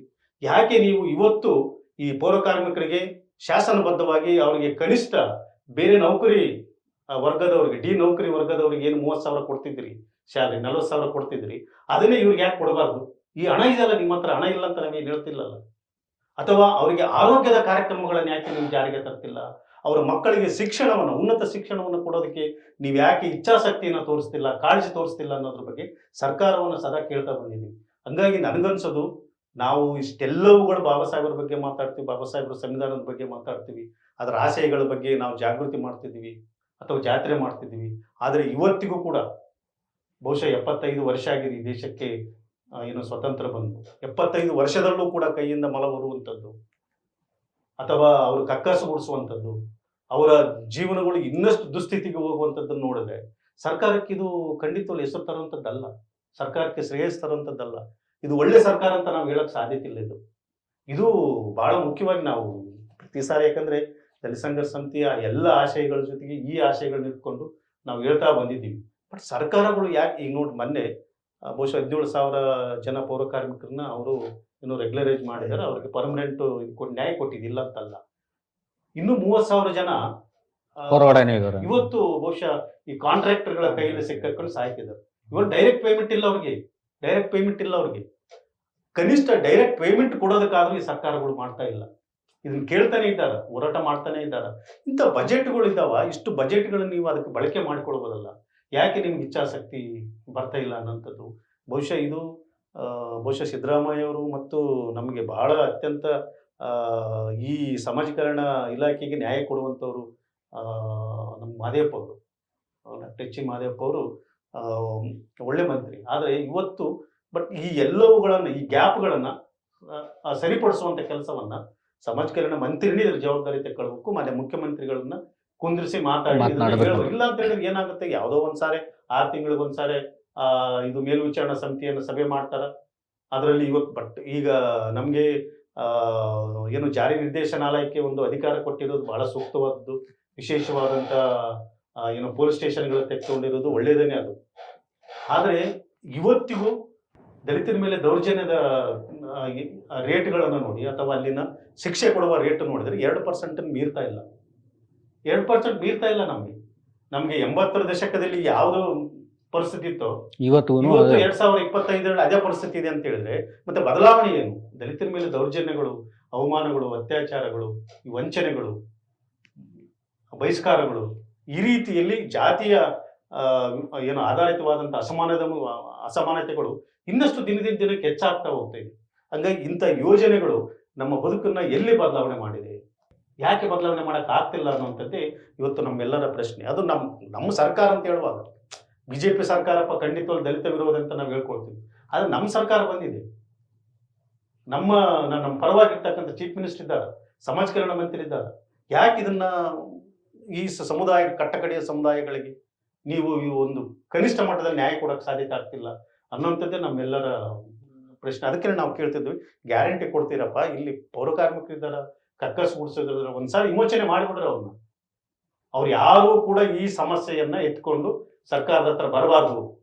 ನಮಗೆ ನೇರ ನಮಗೆ ಸರಿಯಾದ ಏನೋ ಉದ್ಯೋಗ ಕೊಡ್ತಿಲ್ಲ, ಅಥವಾ ಹೆಲ್ತ್ ಸೇಫ್ಟಿ ಇಲ್ಲ, ಅಥವಾ ನಾವು ಈ ಕೆಲಸ ಮಾಡಿದ ನಂತರ ಮತ್ತೆ ನಿವೃತ್ತಿ ಆದ ನಂತರ ಅವರಿಗೆ ಒಂದು ಜೀವನಾಧಾರಗಳು, ಅವ್ರ ಮಕ್ಕಳಿಗೆ ಏನೋ ಉನ್ನತ ಮಟ್ಟದ ಶಿಕ್ಷಣ, KS, IAS ಇನ್ನಿತರ ಬೇರೆ ಬೇರೆ ಒಂದು ಶಿಕ್ಷಣವನ್ನು ಕೊಟ್ಟು ಅಥವಾ ವೃತ್ತಿ ಶಿಕ್ಷಣವನ್ನು ಕೊಟ್ಟು ಆ ಮಕ್ಕಳ ಇಡೀ ಕುಟುಂಬವನ್ನು ಅಭಿವೃದ್ಧಿ ಮಾಡೋದಕ್ಕೆ ಯಾಕೆ ಈ ಸರ್ಕಾರಗಳಿಂದ ಸಾಧ್ಯತೆ ಆಗ್ತಿಲ್ಲ ಅನ್ನೋಂಥದ್ದೇ ನಮ್ಗೆ ಇವತ್ತಿನ ಪ್ರಶ್ನೆ. ಇದು ನಮ್ಮ ಚರ್ಚೆ. ಇವು ಗ್ಯಾರಂಟಿ ಯೋಜನೆಗಳ ಬಗ್ಗೆ ಒಂದು ಪಾಸಿಟಿವ್ ಏನು ಸಪೋರ್ಟಿವ್ ಆಗಿ ಮಾತನಾಡ್ತಿದ್ದಾರೆ ಎಲ್ಲರೂ ಸಹ. ಆದರೆ ಈ ಗ್ಯಾರಂಟಿ ಯೋಜನೆಗಳು ಬರೋದಕ್ಕೂ ಮುಂಚೆ ಸಮಾಜ ಕಲ್ಯಾಣ ಇಲಾಖೆಗೆ ತುಂಬ ಹೆಚ್ಚಿನ ಅನುದಾನ ಸಿಗ್ತಿತ್ತು, ಸಿಂಹಪಾಲಿತ್ತು ಅಂತಲೇ ಹೇಳ್ಬೋದು.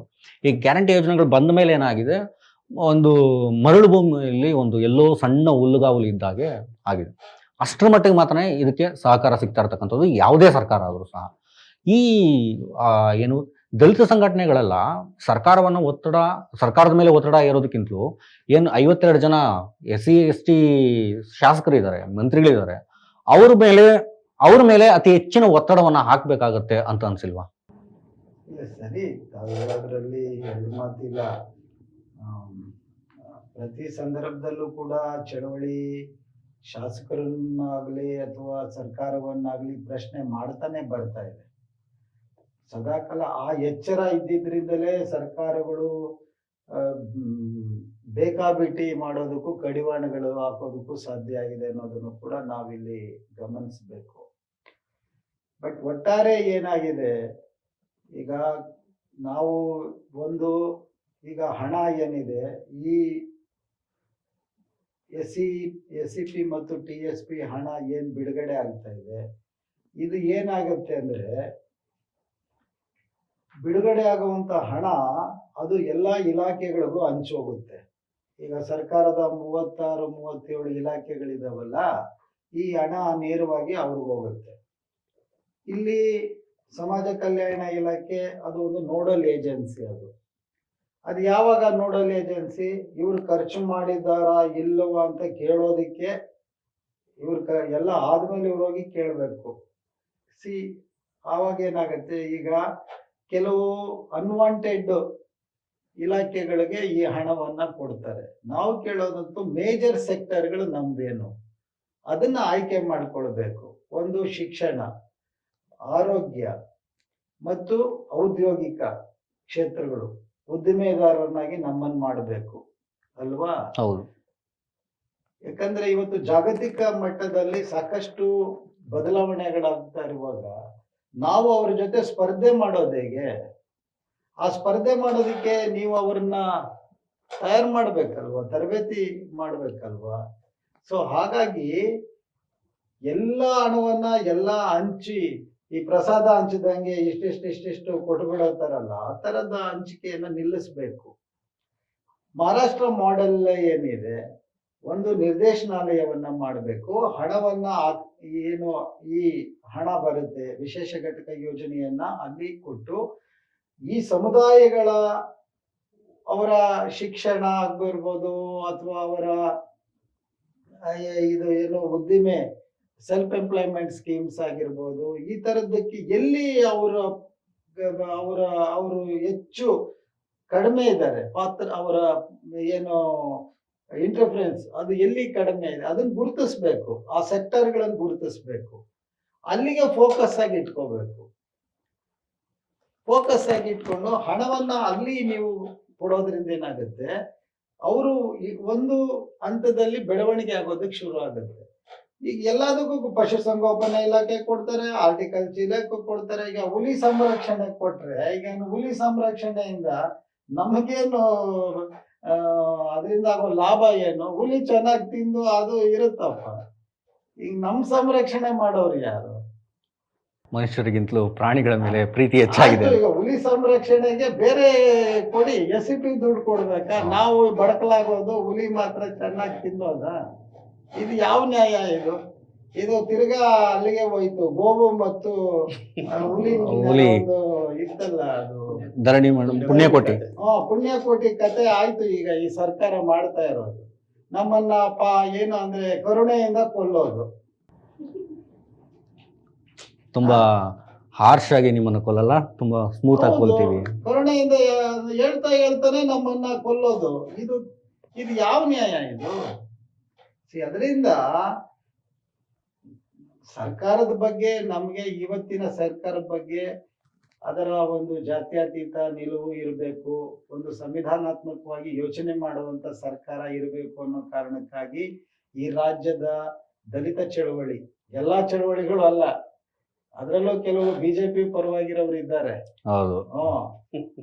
ಕೆಲವು ದಲಿತ ಚಳವಳಿಗಳು ಸಂವಿಧಾನ ಉಳಿಬೇಕು, ಪ್ರಜಾಪ್ರಭುತ್ವ ಉಳಿಬೇಕು, ಮತ್ತು ಇಲ್ಲಿ ಎಲ್ಲರೂ ಬದುಕುವಂತ ಒಂದು ಬಹುತ್ವದ ಕರ್ನಾಟಕ ಇರಬೇಕಿದು. ಖಂಡಿತ. ಎಲ್ಲರೂ ಬದುಕಬೇಕು ಅನ್ನೋ ಒತ್ತಾಸೆಯನ್ನ ಇಟ್ಕೊಂಡು ಈ ಸರ್ಕಾರವನ್ನ ತಂದ್ರು.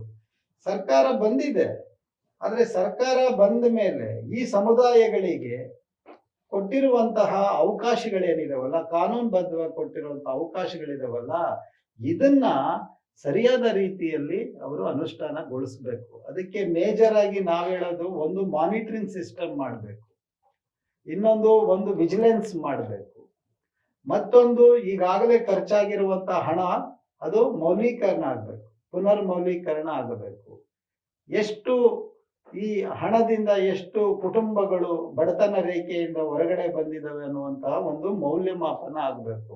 ಅದಾಗದಿರೋ ಹೊರತು ನೀವು ಏನೇ ದುಡ್ಡು ಕೊಟ್ಟರು ಕೂಡ ಈಗ ಕೊಡ್ತಾನೆ ಹೋಗ್ತಿರ್ತೀರಿ. ನೀವು ಯಾರು ಅದರ ಆ ಅವಕಾಶಗಳನ್ನ ಪಡ್ಕೊಳ್ತಾ ಇದ್ದಾರೆ ಅನ್ನುವಂತ ಒಂದು ದತ್ತಾಂಶ ಸರ್ಕಾರದ ಹತ್ರ ಇರಬೇಕೋ ಬೇಡವೋ? ಖಂಡಿತ ಇರ್ಬೇಕಾಗತ್ತೆ. ಈಗ ನೋಡಿ, ಈಗ ನಮ್ಮ ಅಂಬೇಡ್ಕರ್ ಅಭಿವೃದ್ಧಿ ನಿಗಮದಲ್ಲೇನೆ ಕೋಟ್ಯಾಂತರ ರೂಪಾಯಿ ಭ್ರಷ್ಟಾಚಾರ ಆಗಿದೆ, ಅವ್ಯವಹಾರಗಳಾಗಿದ್ದಾವೆ. ದಲಿತರ ಹೆಸರಲ್ಲಿ ಯಾರ್ಯಾರೋ ತಗೊಂಡು ನುಂಗಿ ನೀರು ಕುಡಿತಾ ಇದ್ದಾರೆ. ಇದು ಏನ್ ತೋರಿಸುತ್ತೆ ಇದು ಅಲ್ವಾ?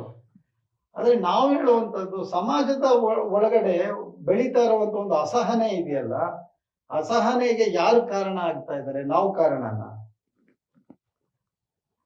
ಸರ್ಕಾರ ಇದನ್ನ ಆಲೋಚನೆ ಮಾಡ್ಬೇಕಲ್ವಾ, ಗಂಭೀರವಾಗಿ ಪರಿಗಣಿಸ್ಬೇಕು ಅಂತ. ಸೊ ತುಂಬ ಅದ್ಭುತವಾಗಿ ಚರ್ಚೆ ಆಯಿತು. ಏನು SCP-TSP ಆ್ಯಕ್ಟ್ ಬಗ್ಗೆ ಆಗಲಿ, ಅದರ ಹಣ ಯಾವ ರೀತಿ ಬಳಕೆ ಆಗ್ತಿದೆ ಮತ್ತು ದುರ್ಬಳಕೆ ಯಾವ ರೀತಿ ಎಲ್ಲ ಆಗ್ತಿದೆ ಅನ್ನೋದ್ರ ಬಗ್ಗೆ ತುಂಬ ವಿವರವಾಗಿ ಮಾತನಾಡಿದ್ರಿ. ಸರ್, ಈಗ ದಲಿತ ಸಂಘಟನೆಗಳು ಈ ಒಂದು ಏನು ಸರ್ಕಾರ ಯಾವುದು ಹಗಲು ದರೋಡೆ ಮಾಡಿ ಏನು ಹಣವನ್ನು ಪಡ್ಕೊಳ್ತಾ ಇದೆ, ಬೇರೆದಕ್ಕೆ ಬಳಸ್ತಾ ಇದೆ, ಮತ್ತು ಮುಂದೆ ಸಹ ಇದೇ ರೀತಿ ಮುಂದುವರೆದರೆ ದಲಿತ ಸಂಘಟನೆಗಳ ಒಟ್ಟಾರೆ ನಡೆ ಯಾವ ರೀತಿ ಇರುತ್ತೆ ಅಂತ ಹೇಳಿ ಬಯಸ್ತೀರಿ? ಇಲ್ಲ, ಒಂದು ಖಂಡಿತವಾಗ್ಲೂ ದಲಿತ ಚಳುವಳಿಗಳು ಕಾಲಕಾಲಕ್ಕೆ ಸರ್ಕಾರದ ನೀತಿಗಳ ಬಗ್ಗೆ, ಸರ್ಕಾರದ ಜನವಿರೋಧಿ ನೀತಿಗಳ ಬಗ್ಗೆ ಅಥವಾ ಇತರದ ಯೋಜನೆಗಳನ್ನು ದುರ್ಬಳಕೆ ಮಾಡುವ ಸಂದರ್ಭದಲ್ಲಿ ಅಥವಾ ಸಂವಿಧಾನ ವಿರೋಧಿ ಆಲೋಚನೆಗಳು ಬಂದಾಗ ತಾನು ಸದಾ ಕ್ರಿಯಾಶೀಲವಾದಂಥ ಚಳುವಳಿಯನ್ನು ಕಟ್ಟೋದ್ರ ಮೂಲಕ, ಹೋರಾಟವನ್ನು ಕಟ್ಟೋದ್ರ ಮೂಲಕ ಸರ್ಕಾರವನ್ನು ಸದಾ ಎಚ್ಚರಿಸುವಂಥ ಕೆಲಸಗಳನ್ನು ಮಾಡ್ತಾ ಬಂದಿದೆ. ಇವತ್ತು ಕೂಡ ಈ ರೀತಿಯಲ್ಲಿ SCP-TSPಯ ಬಹುದೊಡ್ಡ ಆಶಾದಾಯಕವಾಗಿರ್ತಕ್ಕಂಥ ಈ ಕಾಯ್ದೆ ಇವತ್ತು ದುರ್ಬಳಕೆ ಆಗ್ತಿರೋದು ನಮ್ಮ ಕಣ್ಣು ಮುಂದುಗಡೆ, ಅಥವಾ ದಲಿತ ಚಳುವಳಿಗಳು ಇಷ್ಟೆಲ್ಲ ಪ್ರತಿಧ್ವನಿಯಾಗಿರುವ ಸಂದರ್ಭದಲ್ಲಿ, ಶಕ್ತಿಯಾಗಿರುವ ಸಂದರ್ಭದಲ್ಲೂ ಕೂಡ ಇದನ್ನ ದುರ್ಬಳಕೆ ನಡೀತಿದೆ ಅಂತ ಹೇಳಿದ್ರೆ ಇದು ಖಂಡಿತವಾಗ್ಲೂ ರಾಜಕೀಯ ಅರಾಜಕತೆ. ಇದು ಒಂದು ಪ್ರಜಾಪ್ರಭುತ್ವದ ಮೌಲ್ಯಗಳಿಗೆ, ಸಂವಿಧಾನದ ಮೌಲ್ಯಗಳ ವ್ಯಾಪ್ತಿಯಲ್ಲಿ ಸರ್ಕಾರಗಳು ನಡೆಸ್ತಾ ಇಲ್ಲ ಅನ್ನೋಂಥದ್ದು ಈಗ ಸ್ಪಷ್ಟ ಅಂತ ಅನಿಸ್ತಾ ಇದೆ. ಹಾಗಾಗಿ ಈಗ ದಲಿತ ಪರ ಚಳುವಳಿಗಳು, ದಲಿತ ಸಂಘಟನೆಗಳು ತುಂಬಾ ಅತ್ಯಂತ ಕ್ರಿಯಾಶೀಲವಾದ ಚಳುವಳಿಗೆ ತಯಾರಬೇಕಾಗಿದೆ. ಸರ್ಕಾರವನ್ನ ಆಯಾ ಸಂದರ್ಭದಲ್ಲಿ ಸರಿಪಡಿಸಬೇಕು, ಸರ್ಕಾರವನ್ನ ತಿದ್ದಬೇಕಾಗಿದೆ. ಸರ್ಕಾರದಲ್ಲಿ ಆಗುವಂತ ಎಲ್ಲ ತಪ್ಪುಗಳನ್ನ ಸರಿಪಡಿಸೋದಕ್ಕೆ ಒಂದು ಐಕ್ಯತೆ ಹೋರಾಟವನ್ನ ಕಟ್ಟಬೇಕಾದಂತ ಅನಿವಾರ್ಯತೆ ಇದೆ. ಹಾಗಾಗಿ ನಾವು ವೈಯಕ್ತಿಕವಾಗಿ ಸರ್ಕಾರವನ್ನು ವಿರೋಧ ಮಾಡ್ತಿಲ್ಲ, ಆದರೆ ಇವತ್ತೇನು ಸರ್ಕಾರ ಅದು ಎಚ್ಚರನೋ ಅಥವಾ ಎಚ್ಚರ ತಪ್ಪಿನೋ ಈ ರೀತಿಯ ದೊಡ್ಡ ತಪ್ಪುಗಳಾಗುವ ಸಂದರ್ಭದಲ್ಲಿ ಅಥವಾ ವಂಚನೆ ಆಗುವ ಸಂದರ್ಭದಲ್ಲಿ ಸರ್ಕಾರ ಅನ್ನೋರು ಹೇಳ್ದಂಗೆ ಇದ್ರ ಬಗ್ಗೆ ಒಂದು ದೀರ್ಘಕಾಲಿಕವಾಗಿ ಈಗ 2 ಲಕ್ಷ ಕೋಟಿ ಹಣವನ್ನು ನೀವು ಮೀಸಲಿಟ್ಟಿದ್ದಾರೆ ಅಂತ ಹೇಳಿದ್ರೆ ಅದಕ್ಕೆ ಲೆಕ್ಕ ಕೊಡಬೇಕು. ಜನಕ್ಕೆ ಲೆಕ್ಕ ಕೊಡೋ ನೀವು ಯಾವ ರೂಪದಲ್ಲಿ ಕೊಡ್ತೀರಿ, ಇದಕ್ಕೆ ಮೌಲ್ಯಮಾಪನ ಮಾಡಬೇಕು. ಎಷ್ಟು ಖರ್ಚು ಮಾಡಿದ್ದೀವಿ, ಎಷ್ಟು ಈ ಸಮುದಾಯಗಳಿಗೆ ಮುಟ್ಟಿದೆ, ಅಥವಾ ಇದರ ಪ್ರಗತಿ ಎಷ್ಟಿದೆ ಅನ್ನೋಂಥದ್ದು ಒಂದು ಸಾರಿ ಸರ್ಕಾರ ಒಂದು ಸಮಗ್ರವಾದಂಥ ಮೌಲ್ಯಮಾಪನ ಮಾಡಬೇಕು. ಮೌಲ್ಯಮಾಪನ ಮಾಡೋದ್ರ ಮೂಲಕ ಯಾವ ಗ್ಯಾಪ್ಗಳಿದಾವೆ, ಗ್ಯಾಪ್ಗಳನ್ನು ಸರಿಪಡಿಸುವಂಥ ಸರ್ಕಾರ ಮಾಡ್ಬೇಕು. ಇಲ್ಲ ಅಂತಂದ್ರೆ ಅದೇ ಯೋಜನೆಗಳು ತರ್ತಾ ಇರ್ತಾರೆ. ಹಿಂದೆ 81ರಲ್ಲಿ ಅಂತ ಅನ್ಸುತ್ತೆ ಈ ಯೋಜನೆಯನ್ನ ಒಂದು ಮರುಮೌಲ್ಯಮಾಪನ ಅವತ್ತು ಮಾಡಿತ್ತು ಸರ್ಕಾರ. ಅವತ್ತಿನ ಬಹುಶಃ ಯಾರಿದ್ರು ಮುಖ್ಯಮಂತ್ರಿ ಗೊತ್ತಿಲ್ಲ, ನಾನು ಮೊನ್ನೆ ಓದ್ತಿದ್ದೆ. ಆದರೆ ಅವರು ಮೌಲ್ಯಮಾಪನ ಮಾಡಿ ಅಂತಿಮವಾಗಿ ಒಂದು ಸಂದೇಶವನ್ನು ಕೊಟ್ಟರು. ತಿಪ್ಪೇಸ್ವಾಮಿ ಅವರಂತ ಅನಿಸುತ್ತೆ ಅದರ ಇದನ್ನ. ಅವರು ಹೇಳಿದ್ರು, ಈ ಸೋರುವ ಮಡಿಕೆಗೆ ನೀರು ಹಾಕದಾಗಿದೆ. ಹೌದು. ಈ ಮಡಿಕೆ ಎಲ್ಲಿ ರಂಧ್ರ ಇದೆ ಅದನ್ನ ಮುಚ್ಚಬೇಕು. ಆ ರಂಧ್ರವನ್ನು ಮುಚ್ಚಿದ್ರೇನೆ ಅದ್ರಲ್ಲಿ ನೀರು ಹಾಕಿದ್ರೆ ನೀರು ನಿಲ್ಲುತ್ತೆ. ಇಲ್ಲಾಂದ್ರೆ ಆ ರಂಧ್ರಗಳು ನೀವು ಇಟ್ಕೊಂಡು ಈ ಮಡಿಕೆಗೆ ನೀರು ಹಾಕ್ತಾ ಹೋದ್ರೆ ನೀರು ನಿಲ್ಲಲ್ಲ ಅಲ್ಲಿ. ಹಾಗಾಗಿ ಇವತ್ತಿನ ಸಂದರ್ಭಕ್ಕೆ ಈ ಸೋರುವ ಮಡಿಕೆಗೆ ನೀರು ಹಾಕದಂಗೆ ಇದು ಕತೆ. ಹಾಗಾಗಿ ಮೇಲ್ಜಾತಿಯವರು ಅವರ ಕೆಂಗಣ್ಣು ಹೆಚ್ಚಾಗ್ತಾ ಇದೆ. 39,000 ದಲಿತರಿಗೆ, ಆ ಎಸ್ಸಿಗಳಿಗೆ ಅಂತ ಇವರು ಅಷ್ಟು ಏನು ಕೆಂಗಣ್ಣಿಂದ ನೋಡ್ತಾ ಇದ್ದಾರೆ. ನಮ್ಮ ಮೇಲೆ ಇನ್ನಷ್ಟು ಆ ದ್ವೇಷ ಹೆಚ್ಚಾಗ್ತಾ ಇದೆ. ಆ ದ್ವೇಷಕ್ಕೆ ನಾವು ಬಲಿ ಆಗ್ತಿದ್ದೀವಿ. ಆದರೆ ಸರ್ಕಾರ ನೋಡಿದ್ರೆ ಇಲ್ಲಿ ಅದೆಲ್ಲ ಸೋರಿಕೆ ಆಗ್ತಾ ಇದೆ ಅಣ್ಣ. ಇದು ಬಹಳ ನಮಗೆ ದಲಿತ ಚಳುವಳಿಗಳು ಮತ್ತೆ ಒಂದು ರೀತಿಯಲ್ಲಿ ಇಡೀ ಒಂದು ಸಮುದಾಯದ ಹಿತಾಸಕ್ತಿಗೋಸ್ಕರ, ಸಮುದಾಯವನ್ನು ಗುರಿಯಾಗಿಟ್ಕೊಂಡು, ಸಮುದಾಯದ ಸಂವಿಧಾನಬದ್ಧ ಹಕ್ಕುಗಳಿಗೋಸ್ಕರ ಮತ್ತೆ ಒಂದು ಐಕ್ಯತೆ ಚಳುವಳಿಯನ್ನು ಕಟ್ಟಬೇಕಾಗಿ ಅದನ್ನ ಮಾಡ್ತಾ ಬಂದಿದ್ದೀವಿ. ಅದೇ ನಮ್ಗೆ ಈಗ ಅಂತಿಮವಾದಂಥ ಒಂದು ದಾರಿ.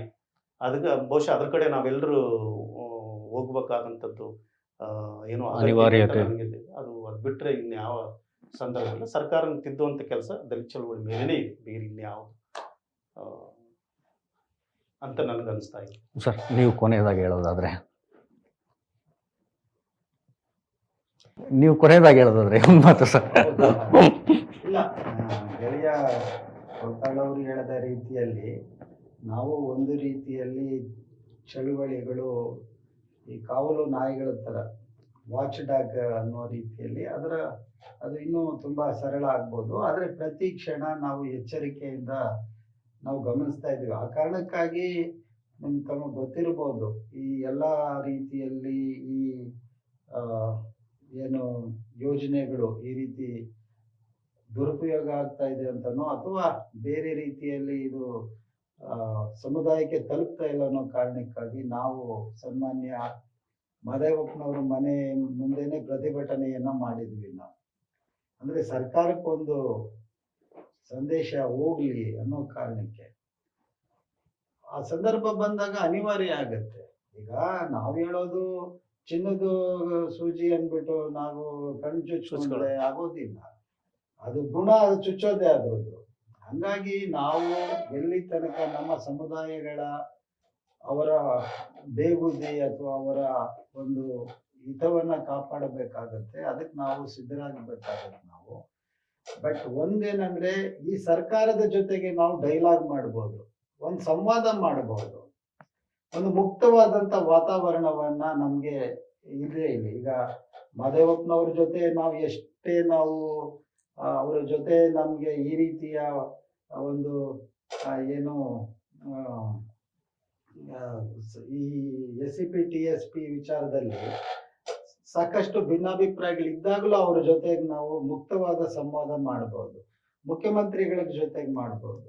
ಮುಖ್ಯಮಂತ್ರಿಗಳಿಗೆ ನೇರವಾಗಿ ಹೇಳಿದ್ವಿ, ಸರ್ ನಮ್ಗೆ ತುಂಬಾ ಅಸಮಾಧಾನ ಅಂದ್ರೆ ಅವರು ತುಂಬಾ ಅಸಮಾಧಾನದಲ್ಲೂ ನಿಮ್ಗೆ ಸಮಾಧಾನ ಇದೆ ಅಂತಾರೆ. ಹಂಗೆ ಈಗ ಏನಂದ್ರೆ, ಈಗ ಪರ್ಯಾಯ ಇಲ್ಲ. ಈಗ ಅಲ್ಲಿ ಅವನು ಬ್ರಹ್ಮ ರಾಕ್ಷಸ ಕಾಯ್ತಾ ಇರ್ತಾನೆ.